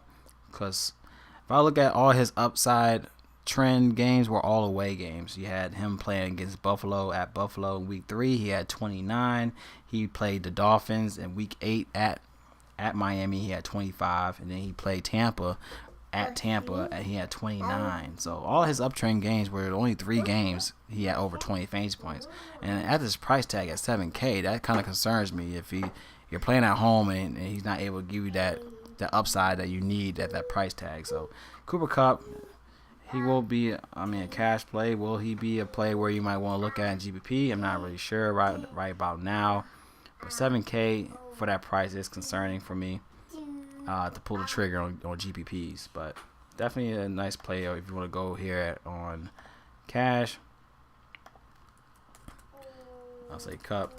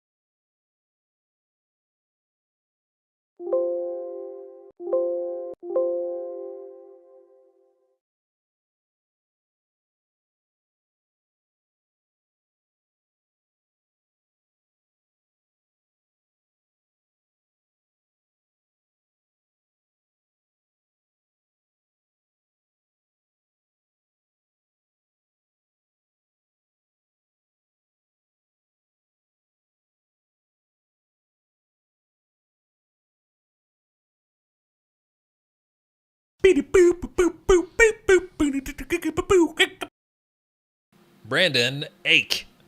No. Brandon Correct. Ayuk. The first syllable is incorrect. Ayuk. Correct. Brandon Ayuk. Brendan Ayuk.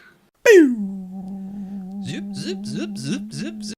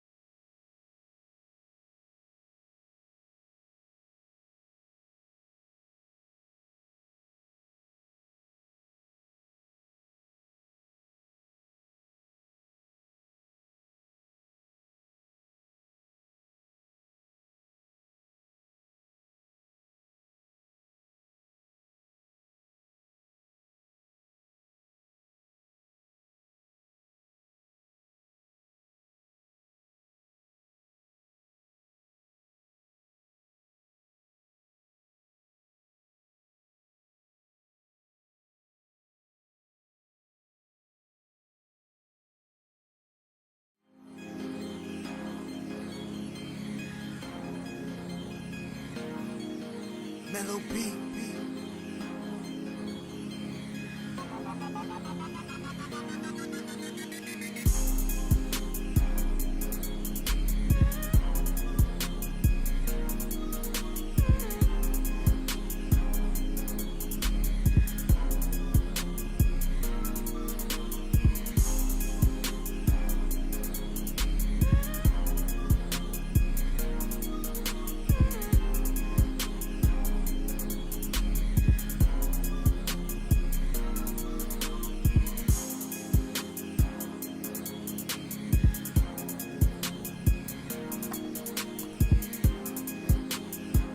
Hello, mic check, mic check.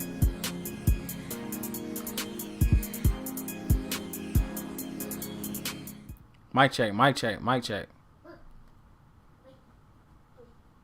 Hello, mic check. All right. I don't know what happened to my mic, yo.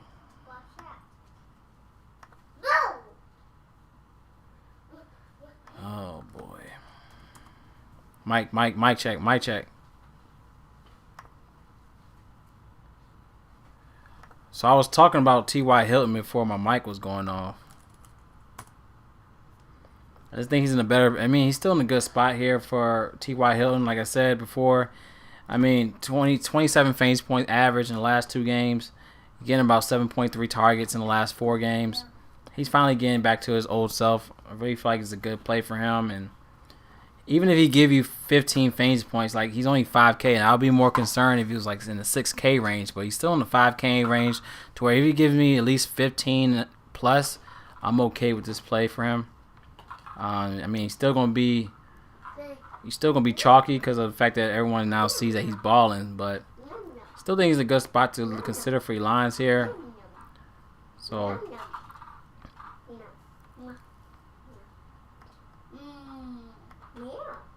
Yeah, my bad, Derek, man. I don't know what happened with my mic. I had to restart it like 5 times. So I'm not sure what happened. But T.Y., good spot to look at. Let me go him. I think he's a cash.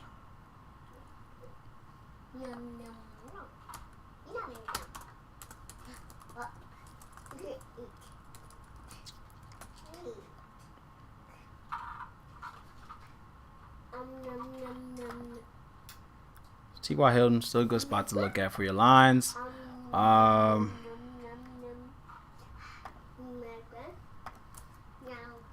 Let's look into ATL. All right, now looking at Tampa, they actually play better win away. Like they averaging only 36 fantasy points win away for the season. 32 for the season. 175 receiving yards for the season.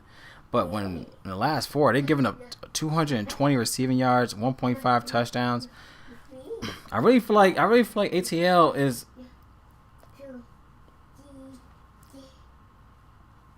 Yeah, I appreciate you, man. Earlier, I couldn't hear you. No problem. Glad to support. Yeah, I appreciate you, bro. I think ATL is a nice little contrarian play to look at, y'all. Like, I really feel like they're a real contrarian spot to look at for your lines. They cheap. I mean, Matt Ryan at 5'4", like 5,400 for Matt Ryan is like, you know, it's definitely somebody to look at. Let me look at my favorite stacks. I think GPP wise, I think might be ATL.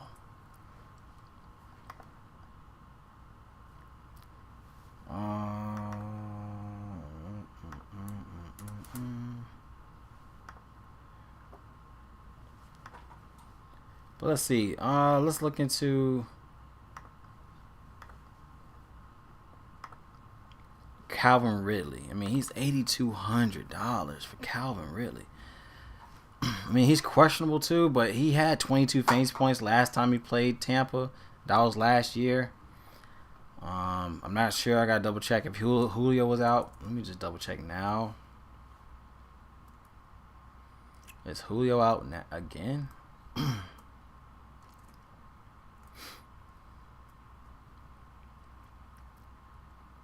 I've got to double check we got to double check with Julio here.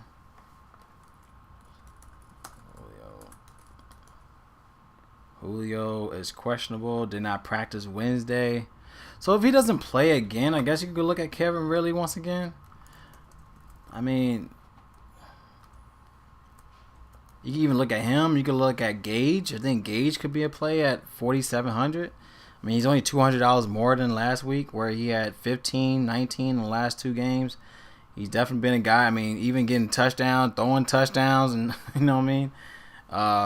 So you can even look at Russell Gage at a play, but I like this play more if Julio's out again. We just got to double check on the stats, but Tampa's definitely been a better play went away. A better team went away actually. Yeah, but allowing 220 yards, I gotta double check this. So let's see about ATL. So they actually played good against the Vikings last week. That's definitely something to look at. The fact that they held Adam Thielen to 6 fantasy points, they didn't held Justin Jefferson at 9 fantasy points. But then again, you know, Tyreek Hill had 60. You had Robert Woods had 33. You had DJ Moore had 19. So, I mean, Woods and Kupp averaged almost 30 fantasy points together, you know, and yeah, Emmanuel Sanders had 13 against them. So, I guess you could look at, I mean, I'm going to go ahead and say injury list. I like Julio Jones. Calvin Ridley if Julio's out. Jones is questionable. I feel like he's questionable every game. It's like NBA. Like he's always game time decision. He's always a game time decision in NBA, you know, to where it's like you used to him always being questionable, you know. So position plays. So of course you got like Ridley. You got Ridley. You got nice little play with Gage. He could be a spot where you can look at.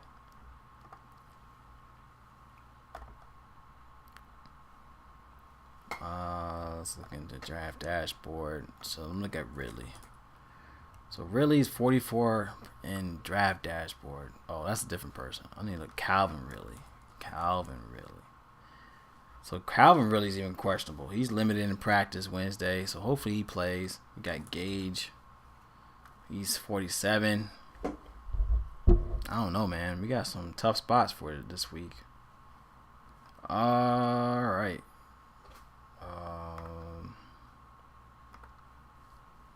Russell Gage could be a play. 4,700. Christian Blake, nah. Emmanuel Sanders against the Chiefs. Chiefs defense look boss this week. I definitely like the Chiefs defense this week. Michael Thomas has definitely been, I mean, he's questionable.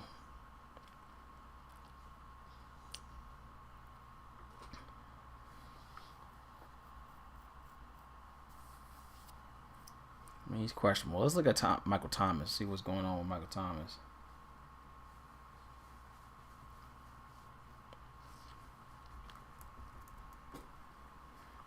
Yeah, he had ankle injury. He didn't practice Wednesday. So basically, he's dealing with this ankle injury, and you just gotta double check with Michael Thomas, man. He's dealing with ankle injury. Then we gotta watch out with I'm not sure if Drew Brees is gonna come back either. So you got Thomas, questionable.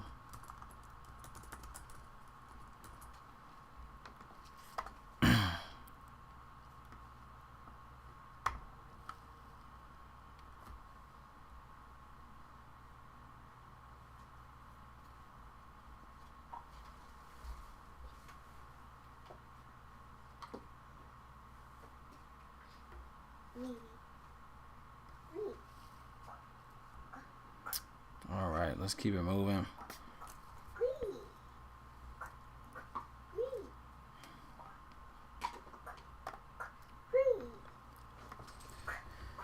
All right, looking at Justin Jefferson. Jefferson, 7,300. I mean, the prices is so expensive. Adam Thielen, 71. But they playing against a tough Chicago defense, especially playing them away. They playing better away. They averaging 31 fantasy points away to the position. 184 receiving yards allowed. 1.8 touchdowns allowed. Bears looking tough, man. Like, but that's one thing about Jefferson, man. He plays better. He plays better at home. Like, he's averaging around 22.5 fantasy points in 5 close games. They're looking at a close game here. They're looking at a 47 implied total in this matchup. 25 implied team total here for Minnesota. He's averaging 23.4 fantasy points in 7 home games. This could be a play for Minnesota.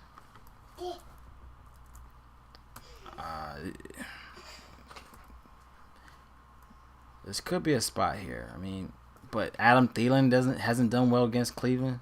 I mean, hasn't done well against Chicago.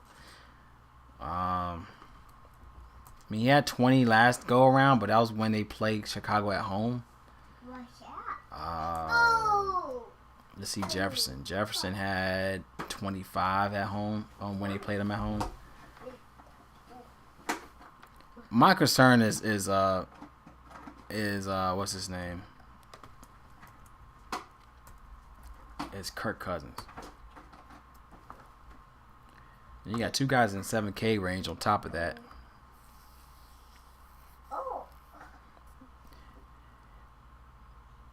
Yeah, have you got to Chad Henson and Colin Johnson? Yes, I have.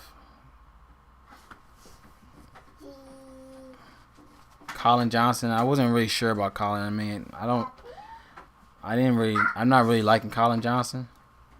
Chad Henson, he could be another play again.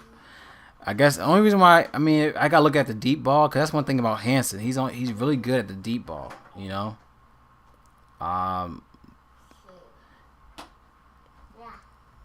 Let me double check. Let me go into it fast.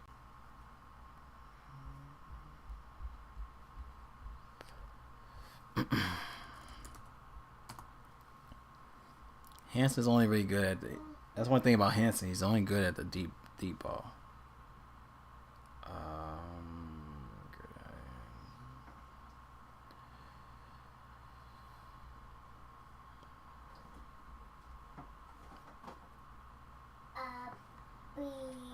Go Henson. And then on top of that, Henson, his prices went back up. But then again, it's like, okay, he's back up. But then again, if Cooks come back, it's going to help Henson. All right. Let me go back into this real fast. Let me look into Houston real fast.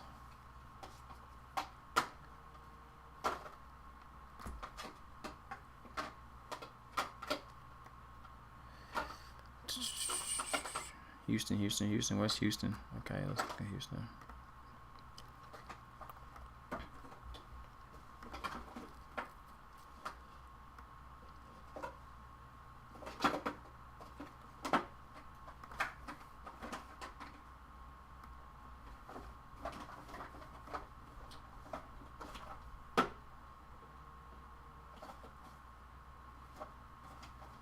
Yeah, I guess you could go back here with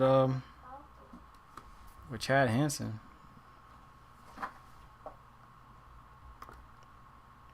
I mean, knowing that if Brandon Cooks come back, you can definitely go back to well with with Chad Henson.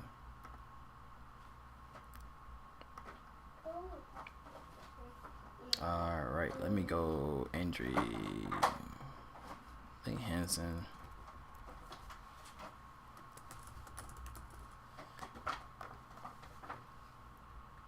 And then on top of that, I gotta look into Gage. I want to see if Gage is actually a play.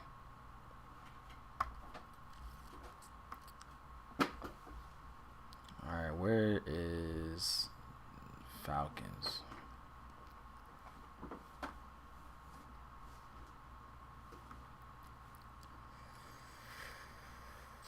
$4.8.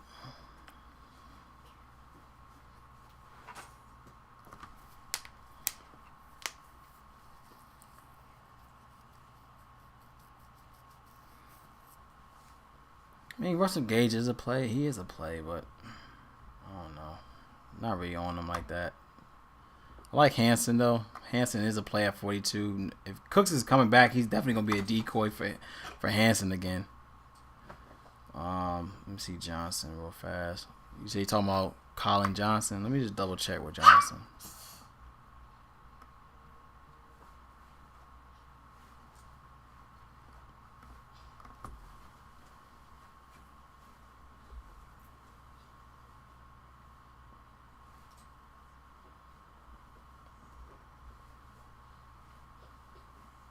Yo, this game's been crazy.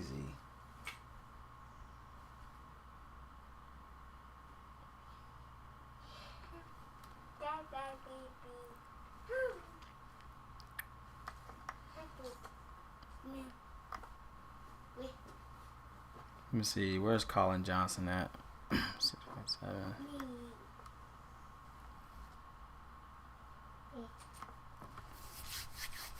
11 point.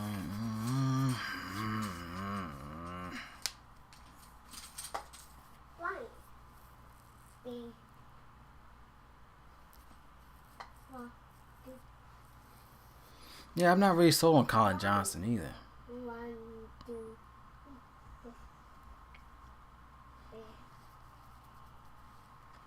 Yeah, I'm not really sold on Colin Johnson.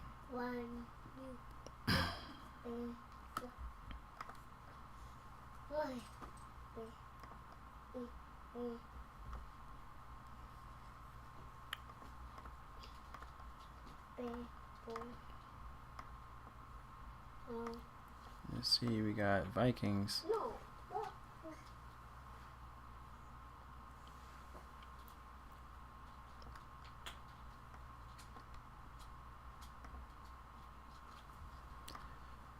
Let's look at the Vikings side of things.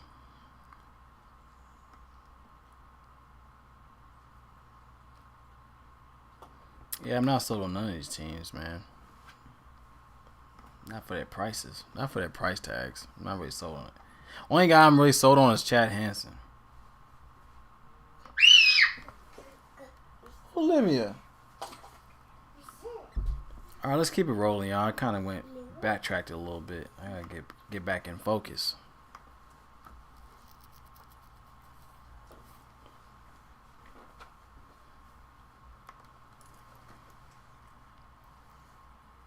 Let's look into Dallas. Going against the Niners, man. Niners don't allow a lot with the receivers, man. They only allow 146 receiving yards to the position. 30.8 when away. They've been real good against the defense in the sense of receivers. Now, if I was to look and see what guy can you look at for Dallas.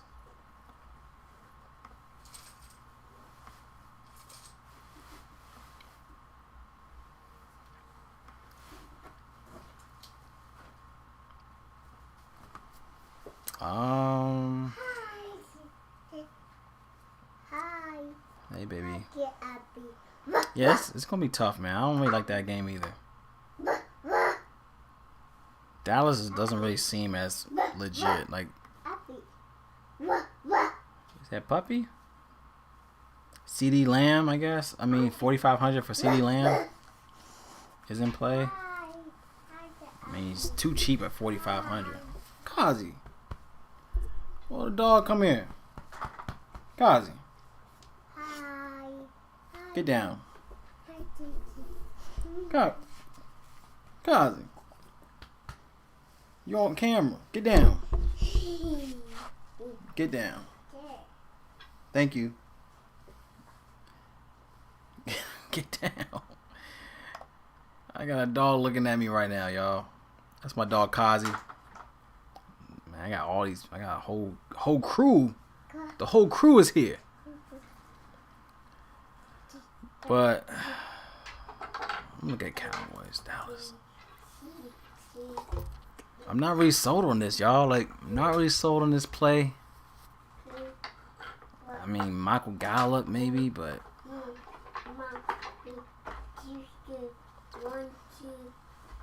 nothing's popping out for me for Dallas game.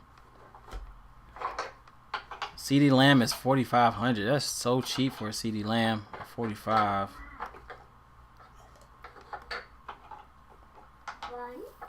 2. All right, let me leave that alone. Don't really see nothing on that game either. Why?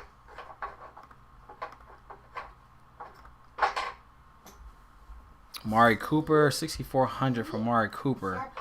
And going against the Niners, like he hasn't played the Niners before, and on top of that, I mean he plays better at home. He's averaging 19.9 fantasy points at home, 5 touchdowns for the season. He had 3 touchdowns in the last three games.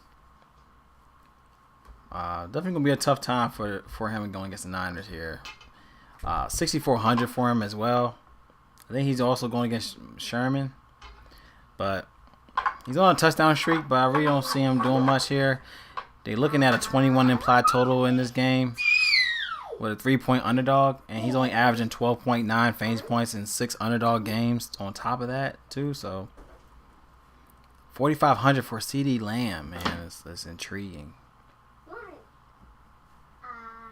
I mean, he has 7, 11, and 8 in the last 3 games. He's done better at home. He's averaging 17.6 fantasy points at home for the season. I mean, CeeDee Lamb is the only guy I could really see here for Dallas. I mean, he's averaging 5.8 targets. CeeDee Lamb at 4,500. It's like the only guy I like in this game. He could get the targets. I mean, CeeDee Lamb. 9.4, 9.4 A-Dot, 4.9, 4.5. Amari Cooper.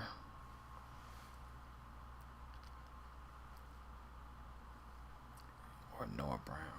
CeeDee Lamb. I mean, CeeDee Lamb is in a good spot. I like him here at 45. I guess you go CeeDee Lamb for some value.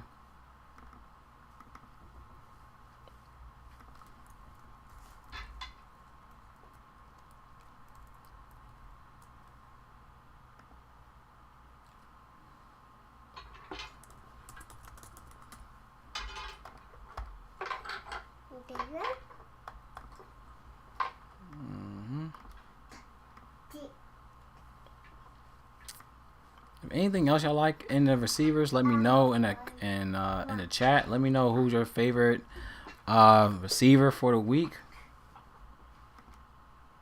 or is anybody else I haven't talked about? Let me know for the receivers. I don't really see much here. I'm just trying to double check everything before I leave the receiver core. Gallup is 3,500 for Gallup. Crowder going against the Rams defense. Perriman is questionable. Tyler Lockett and all that, the whole crew against Washington's defense. Washington plays way better at home too. They averaging only 29 fantasy points at home to the position. 188 receiving yards, 1 touchdown allowed in the last 4 games. You got Metcalf at 8,600. You got TJ Lockett at 67. I mean, he's cheaper. Lockett is definitely cheaper than last week. Metcalf they gave him $200 more this week. Wow. To Tim Patrick, Lynn Bowden. I haven't went to Denver yet. Let me double check with them. Bob. Let me look at Bowden. I'm looking at him real fast. 5, 6. Lynn Bowden. I mean, he's $3,600 for Lynn Bowden. I mean, he's not getting. I mean, he had 9 targets last week. He finally got some more looks last week, but Lynn Bowden only because Parker had what? Didn't Parker get was Parker? What happened to Parker last week? He only had 2 targets last week. Was he ejected from the game or something?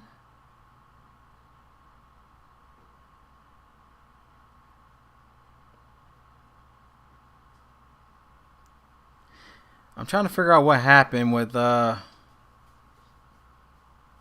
what happened to Parker last week? He only had 2 targets. That's like the only reason why I think Bowden he got more looks is because of Parker was out. I don't know what happened to Parker last week. Open.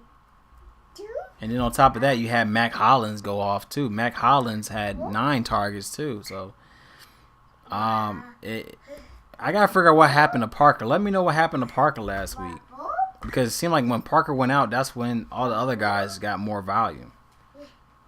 It's weird that he only had 2 targets last week.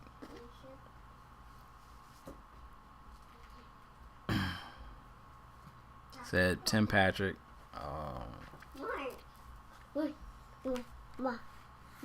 Olivia. Look. What's that? Kitten. What's that? Puppy. Good job. What's this? Tiger. Roar. What does a monkey say? Ooh, ooh, ah, ah. What does the elephant say? Zebra. Penguin. Waddle, waddle, waddle. Butterfly. Flutter, flutter, flutter, flutter, flutter, flutter, flutter, flutter. Fish. Bloop, bloop, bloop, bloop, bloop. Starfish.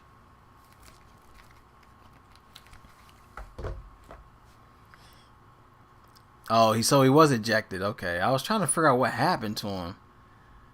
So like, if he was out, then that's what made Mac Hollins go off, and Mac Hollins had 12, and what Lynn Bowden had 15. So it's I'm not really sure about this. I mean, what you think about it? I don't know. Like Jakeem Grant 38, he's questionable. I'm gonna look at Miami real fast.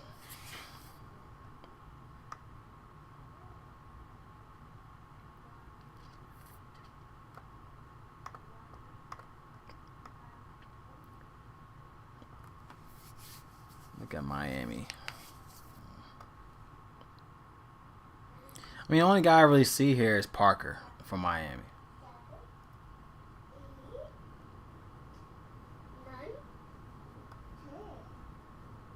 That's literally the only guy I see here is Parker. I mean Bowden. I think it's Bowden. The only guy I see here that could do something is Parker. But yeah, he says he's ejected for fighting, so that's the reason why it opened up more value for everyone else.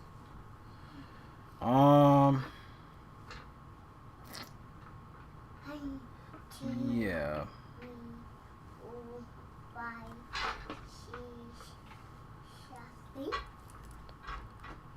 Yeah, I don't really see anything else on that. Let's go into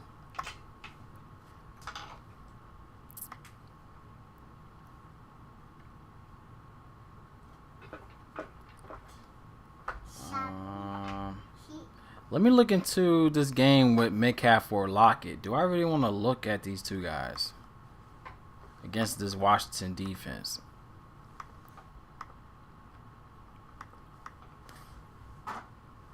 I mean, you got Metcalf at 8,600. I mean, he need to be worth it. I mean, especially against this Washington defense now.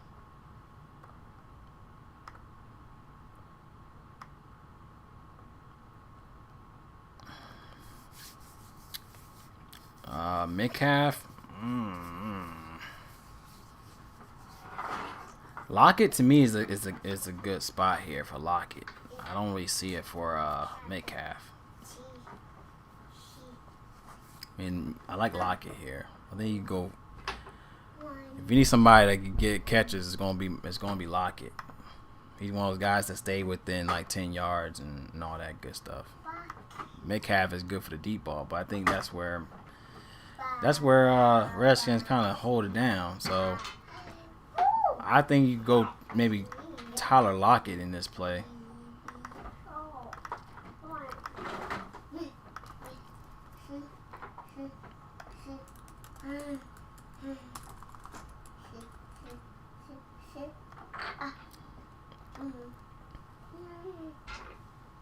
All right, I think I'm done with the receivers. Let me know what you think about the receivers. Who's your favorite receiver?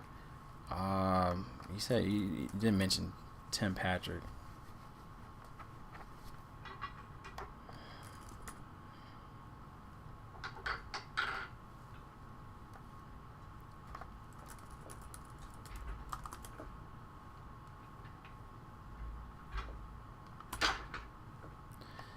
Hold on, this game is even. I don't think this game. That's not. Tim Patrick. I think that game is a late game. I don't think that's not main. That's not main slate. Or is it?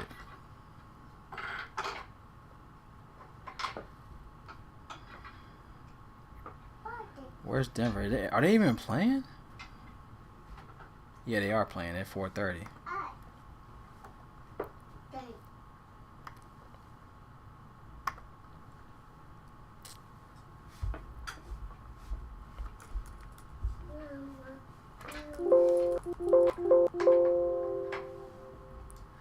Is Tim Patrick playing? Is he hurt?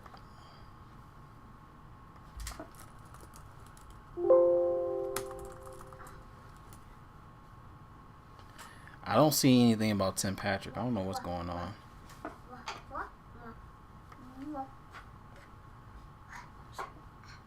It's an afternoon slate. That's why. Well, that should be in the main slate, right? Am I tripping? It's not. It's not the main slate.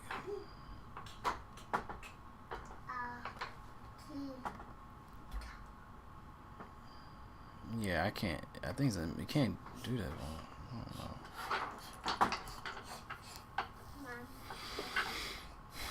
It's not main slate, so I don't think this game is in the main slate, y'all. For Denver, so I'm just double checking with you on that, Derek.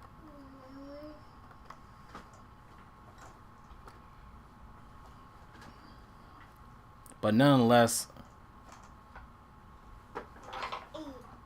I more so would go with KJ Hamler again. I think KJ Hamler is once again a better play than Tim Patrick. All right, let's get out of here. I think I'm done with the receivers. Let's get into the tight ends real fast. Let's knock it out. All right, appreciate everyone still on the chat. Please please go ahead and share the video. On top of that, please subscribe if you're new. But like I said before, this is the only way I like to dig into the slate is through the live stream. I don't like to do value plays and all that on multiple videos for football because I like to just dissect the football, dissect the slate this way. This is the easiest way I could do it. I don't really have that much time with NFL because last thing I want to do is dissect it on a Saturday. I have to, but I usually do process elimination on Saturdays because of the news and whatnot. So I like to dissect it now to where I could kind of like pivot stuff once I get more injury news and whatnot, where you can find it on Twitter. That's the easiest way I could do it on Twitter. So that's how I like to do it for football. Get the plays I like here now and do my process elimination by Saturday. So like I said, it's $1 up to 30 days on Draft Dashboard. You do get my player pool. So my player pool will change around Saturday night because I like to make my player pool of what I like here, as you can see in this video, but then I like to condense it before Sunday. Let's go into tight ends real fast. Tight ends should be much faster for tight ends.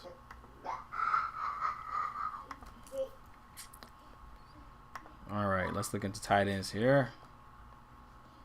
Of course, Mark Andrews will be a play. I mean, without the guys in it, you know what I mean? Like, you got a lot of depleted receiver core here to where if you want to look at Mark Andrews, he will be a play. I mean, he got to get the rust off him from last game. That's his first game back from the COVID reserve. So I could take that as, I guess, that's a way of me saying, hey, he had to get the rust off of him last week, So But then again, he's going to be in another good spot here. But he's 55, so Andrews.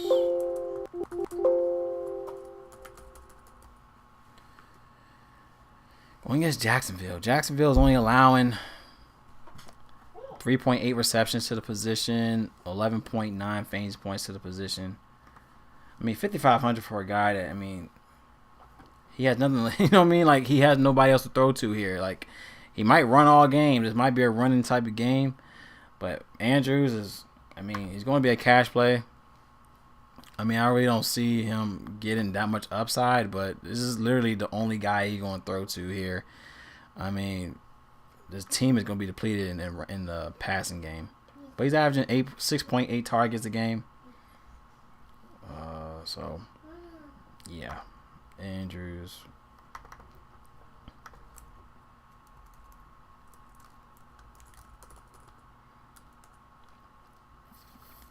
All right, let's keep it moving.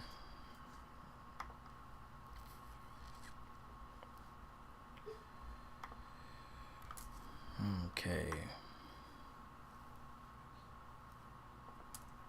Now we got Jared Cook. I like Jared Cook a lot here. And like one thing about Jared Cook is that he actually been getting a lot of looks from Taysom Hill. Like Taysom Hill's definitely been getting looks in the red zone. He had 2 touchdowns in the red zone in the last 2 games with Taysom Hill. He had 12 and 13 in the last 2 games. So Jared Cook to me is a great play for your lines. 3,400 is too cheap, man. For a guy that could give you 10 plus fantasy points here. And looking at Kansas City, that's where they give up the most against this position. They give up 104.3 yards to the tight end spot, 8.5 receptions, 1 touchdown a game to the tight ends, 28.7 fantasy points allowed to tight ends, y'all. Like, that's insane. Let me look at the Saints. NO. Bless you. So, yeah, Mike Gesicki had 23 fantasy points. You had Rob Gronkowski had 19. You had Darren Waller had 21. So, I think it's a good spot for Jared Cook.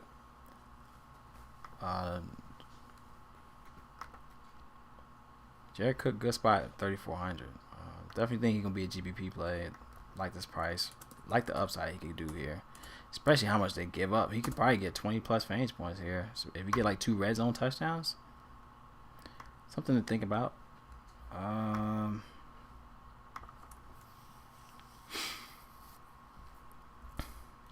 right, then on top of that, we got the Rams. You know, Rams got a good spot here with you got either Gerald Everett, you got Tyler Higbee, 3,100 for Gerald Everett, where he only had 2 fantasy points last game, but that's against the Patriots. But one thing about him is that, you know, he did have 7 targets compared to Higbee. He had 6 targets against the Cardinals. He's averaging 4.3 targets in the last 4 games compared to Higbee. He has 3.5 targets a game. And the Jets allow 92 yards, 7 receptions to the position, 1.5 touchdowns a game in the last 4 games. They're like the last team against tight ends. Around 21 fantasy points allowed to the position. Win away. 26 fantasy points allowed per a game. So good spot. You want to look at Everett. I think Everett would be a better play. If you want to pivot from Higbee, you could go with Everett. I think he's in a good spot here. You go Everett.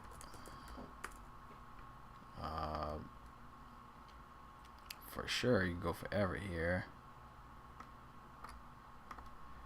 Let's look into. Let's see. We got New England. Don't really see much for New England. I'm not sure if Rudolph will be out again, but nonetheless, you got Irv Smith. That's in a good spot against the Bears, in which the Bears allow 6.5 receptions, 72 yards a game to the position, 18 fantasy points allowed in the last 4 games, but 17.2 win away. And Irv Smith could be in another good spot if Rudolph is out. So if Rudolph is out here, definitely like this play for Irv Smith. Let me look at Everett. me see Everett at 3,100. We do have, let me see Rudolph. Let me see his condition. Rudolph he didn't practice Wednesday. So we got to keep tabs with Rudolph because as we saw with Irv Smith last game, he had 4 for 4 with a touchdown, 63 yards, 16 fantasy points at 3,100, and he's only 36 still. So he's still in a good price tag. So if you want to go that route with Irv Smith, we got to check in with the injury list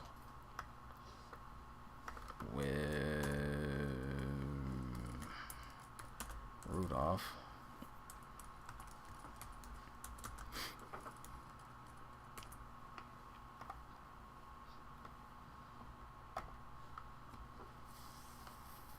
So Rudolph is questionable to where I would like Irv Smith if he's playing, if he's out. Position plays.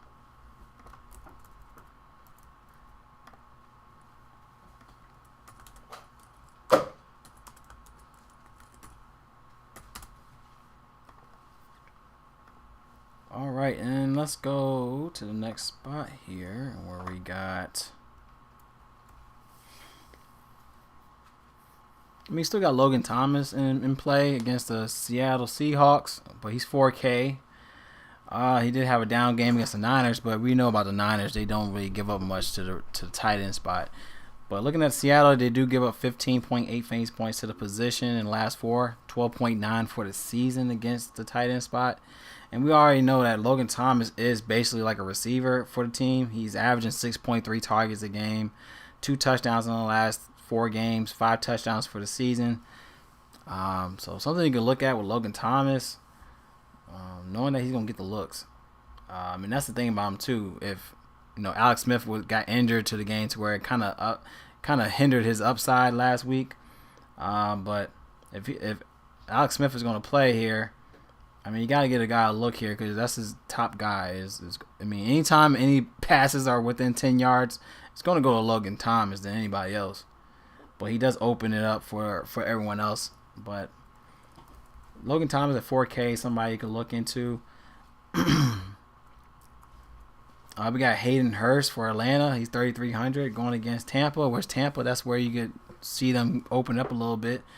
They allow 7 receptions, 16.2 fantasy points allowed with 14.4 allowed to win away as well.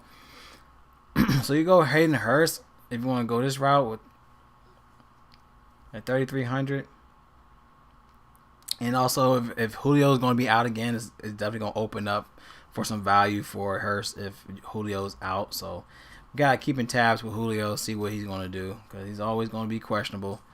But Hayden Hurst could be a play at his price tag.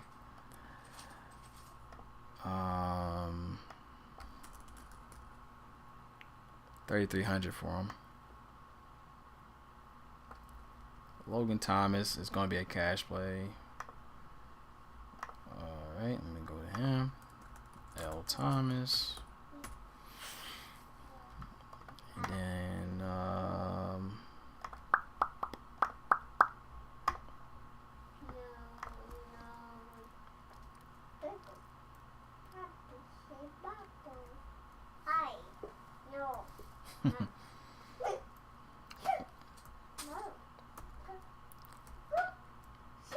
all right, so we're going to another play here. We got Rob Gronkowski. That's going to be a good play as well. He's been up and down trend also.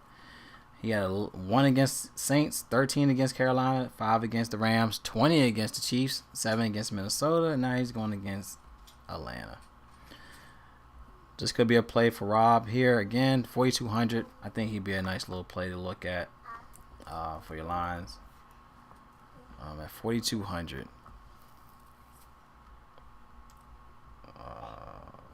He's one of those, man. He's definitely helpful in the midfield. So Rob could be a good play here.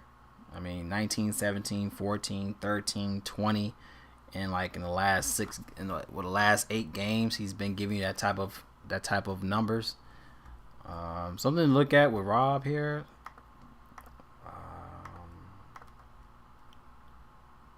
Let's go there.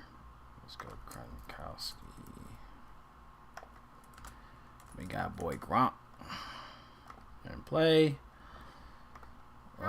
We could go. Let's look at Kelsey. Travis Kelsey, man. He's been balling lately. Let's see what type of matchup he got this week.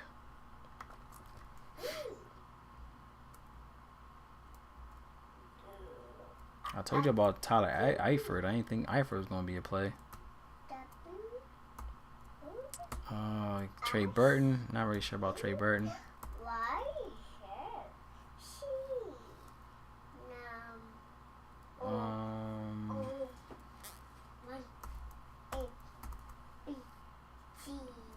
Got T.J. Hawkinson against Tennessee. They actually kind of help out with the.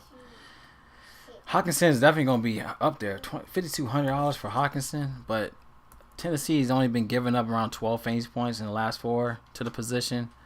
4.5 receptions, 13.8 for the season to the position. I'm not sure about TJ. Jesse James, Mark Andrews. Let me look at Kelsey. That's the only guy I'm going to look at. All right, Travis Kelsey, 8K. Going against the Saints. And that's one team that they don't allow much to the tight end spot. It's to tight ends. But this guy, 10.3 targets a game. 8 receptions, 120 receiving yards a game. Like in the last 4 games. 3 touchdowns in the last 4. 9 touchdowns for the season. Like, this guy's a freaking beast, man. 22 fantasy points a game. 20.6 fantasy points win away for the season. But the Saints only allow 18 yards to the position in the last 4. 13.2 in the last 13.2 fantasy points win at home for the season. Whoa. Wow. So Kelsey, not really sure about. Let me see if he has any like history against the Saints. Where the last time he played the Saints was 2016, where he only had 4 fantasy points that game.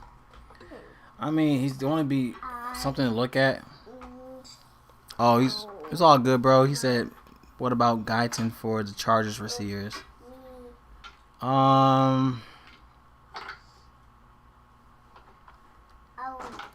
Where's the? Let me see what game. What time do they play? What time do Chargers play this week? I just want to make sure this is part of the. No, see, the Chargers played it. It's not. This is not the main slate. If you want, I'm only doing the main slate. But let me double check for Chargers for you. But I'm only doing the main slate, bro. But let's see. I say no for Guyton though. I say no to him. This is a night game. This is like an 8:00 game. 8:20. What's this? Was that a Monday game or Monday? Was it a Sunday night game? Yeah, Guyton. I don't think he's a good spot, y'all. I don't think he's a good spot, Derek. Yeah, but that's not a main slate game though. So I'm only doing main slate. But yeah, I still let you know. I mean, if you have questions about week 15 in general, I don't mind you asking me questions. I don't mind that. So if you have any more questions about the slate, let me know in the chat. But I don't think Guyton is a good spot in this matchup. But yeah, Travis Kelsey's obviously gonna be someone to look at. I mean, this guy's getting so much volume. He's like another receiver for the team, man. Like, literally.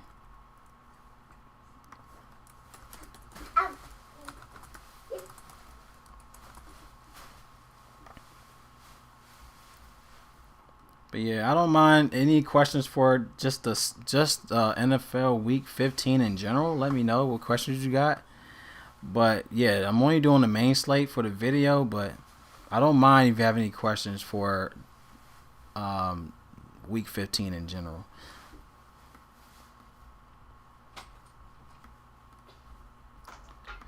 All right, I think I am done, y'all, with this. Let me look into the defense, and then I'll be done for today.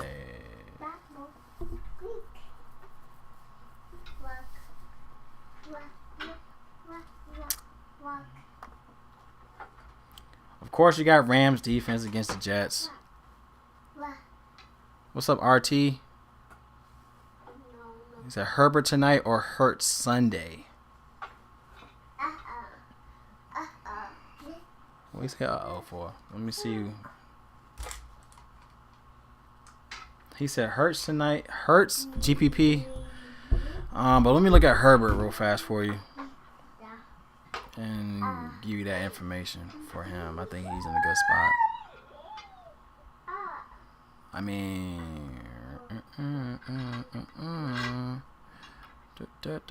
oh, that's tonight, right? That's tonight's game. I'm tripping. I don't think Guy's in a good spot though, but I like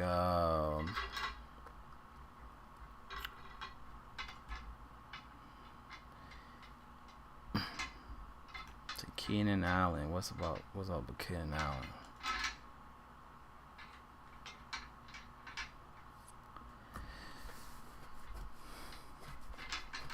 I guess you could go. Maybe you could go Guyton. I'm trying to figure out who's in the better play, y'all. Like Keenan Allen,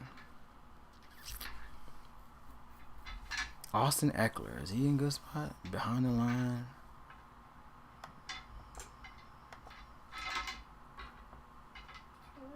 I'll go Austin Eckler off of anybody. Eckler's in a great spot. Eckler's like another receiver for the team, so I rather like Eckler.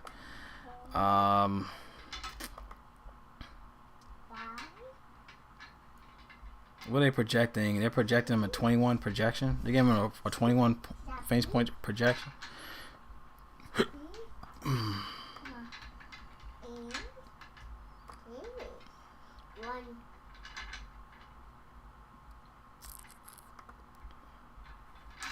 Let me look at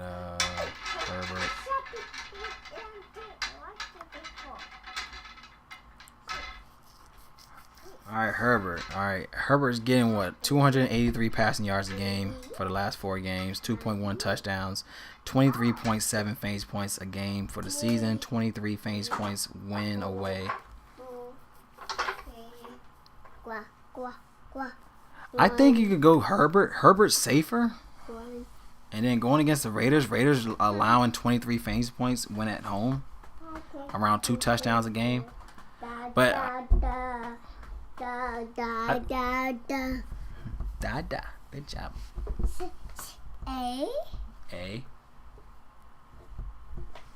ART. I think you could go Herbert, man. I think he's safer than Hurts, but because I didn't really see. I mean, Hurts is real good with the running game, which is going to help him. But I think Herbert is safe to play tonight. All right, y'all. This is what's up with your hair?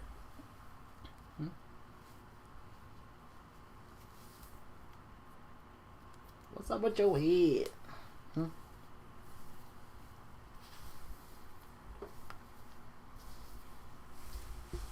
Whoa. Time for you to take a nap. Love you. I love you too. No problem, RT, bro. No problem, man.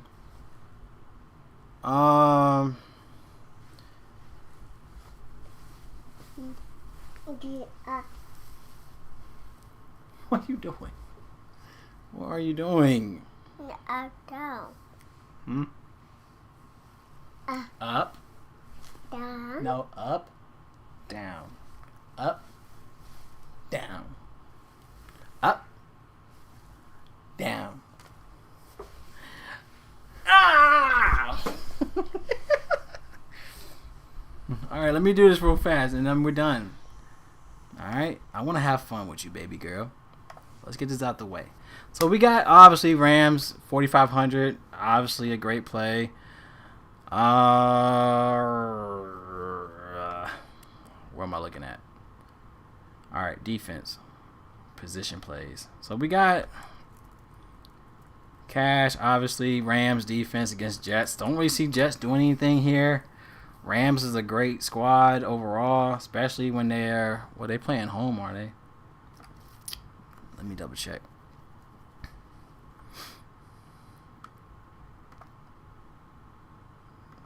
Defense. That's one. Yeah, Rams defense are playing at home. Rams has always been beasts at home, averaging 13 fantasy points at home. Good spot for Rams, easily a good spot. Jets not doing nothing. Dolphins, they averaging 10.4 fantasy points at home. Good spot for them. Chiefs is not a bad spot. Chiefs, I mean, I was looking at New Orleans here, man. I mean, Taysom Hill's gonna have a hard time here, and then on top of that, if Michael Thomas is going to be out, it's definitely gonna hurt him here if Thomas is out. To where Chiefs at 3,300 could be a play. They averaging 11 fantasy points. Went away in the last 4 games. You want to look at that. But they're gonna have to stop Taysom Hill with the run. You know what I mean? That's one thing they do have to stop. Chiefs 3,300 is not bad. I like the 49ers defense here against Dallas. I didn't really see Dallas doing much in this spot. To get Niners at 3,100 could be a play. Yeah, I like my Niners here. 49ers GPP. I definitely see him here in this spot.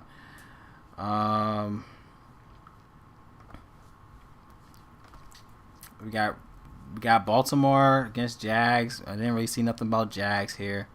So you go Ravens here. We talked about Dolphins. We talked about my Niners, 3,100. I think they're a great play. Even Arizona, 2,900 for Arizona could be a play. Like I said, Hurts gonna have a hard time here. You're gonna have to run the ball a lot. Yeah, that's that. But all right. So let's go and plug that in real fast. So we said Dolphins, we said Rams, we said Cardinals, GPP, we said who I say again? Oh, Ravens. Ravens D. All right, and let's look at check. Patriots defense might be a spot here against Miami. I don't really see Miami doing much. So you got Patriots 3K, could be a spot at 3K. Position plays. But I like my Niners here against Dallas. But Patriots could be a spot. GPP.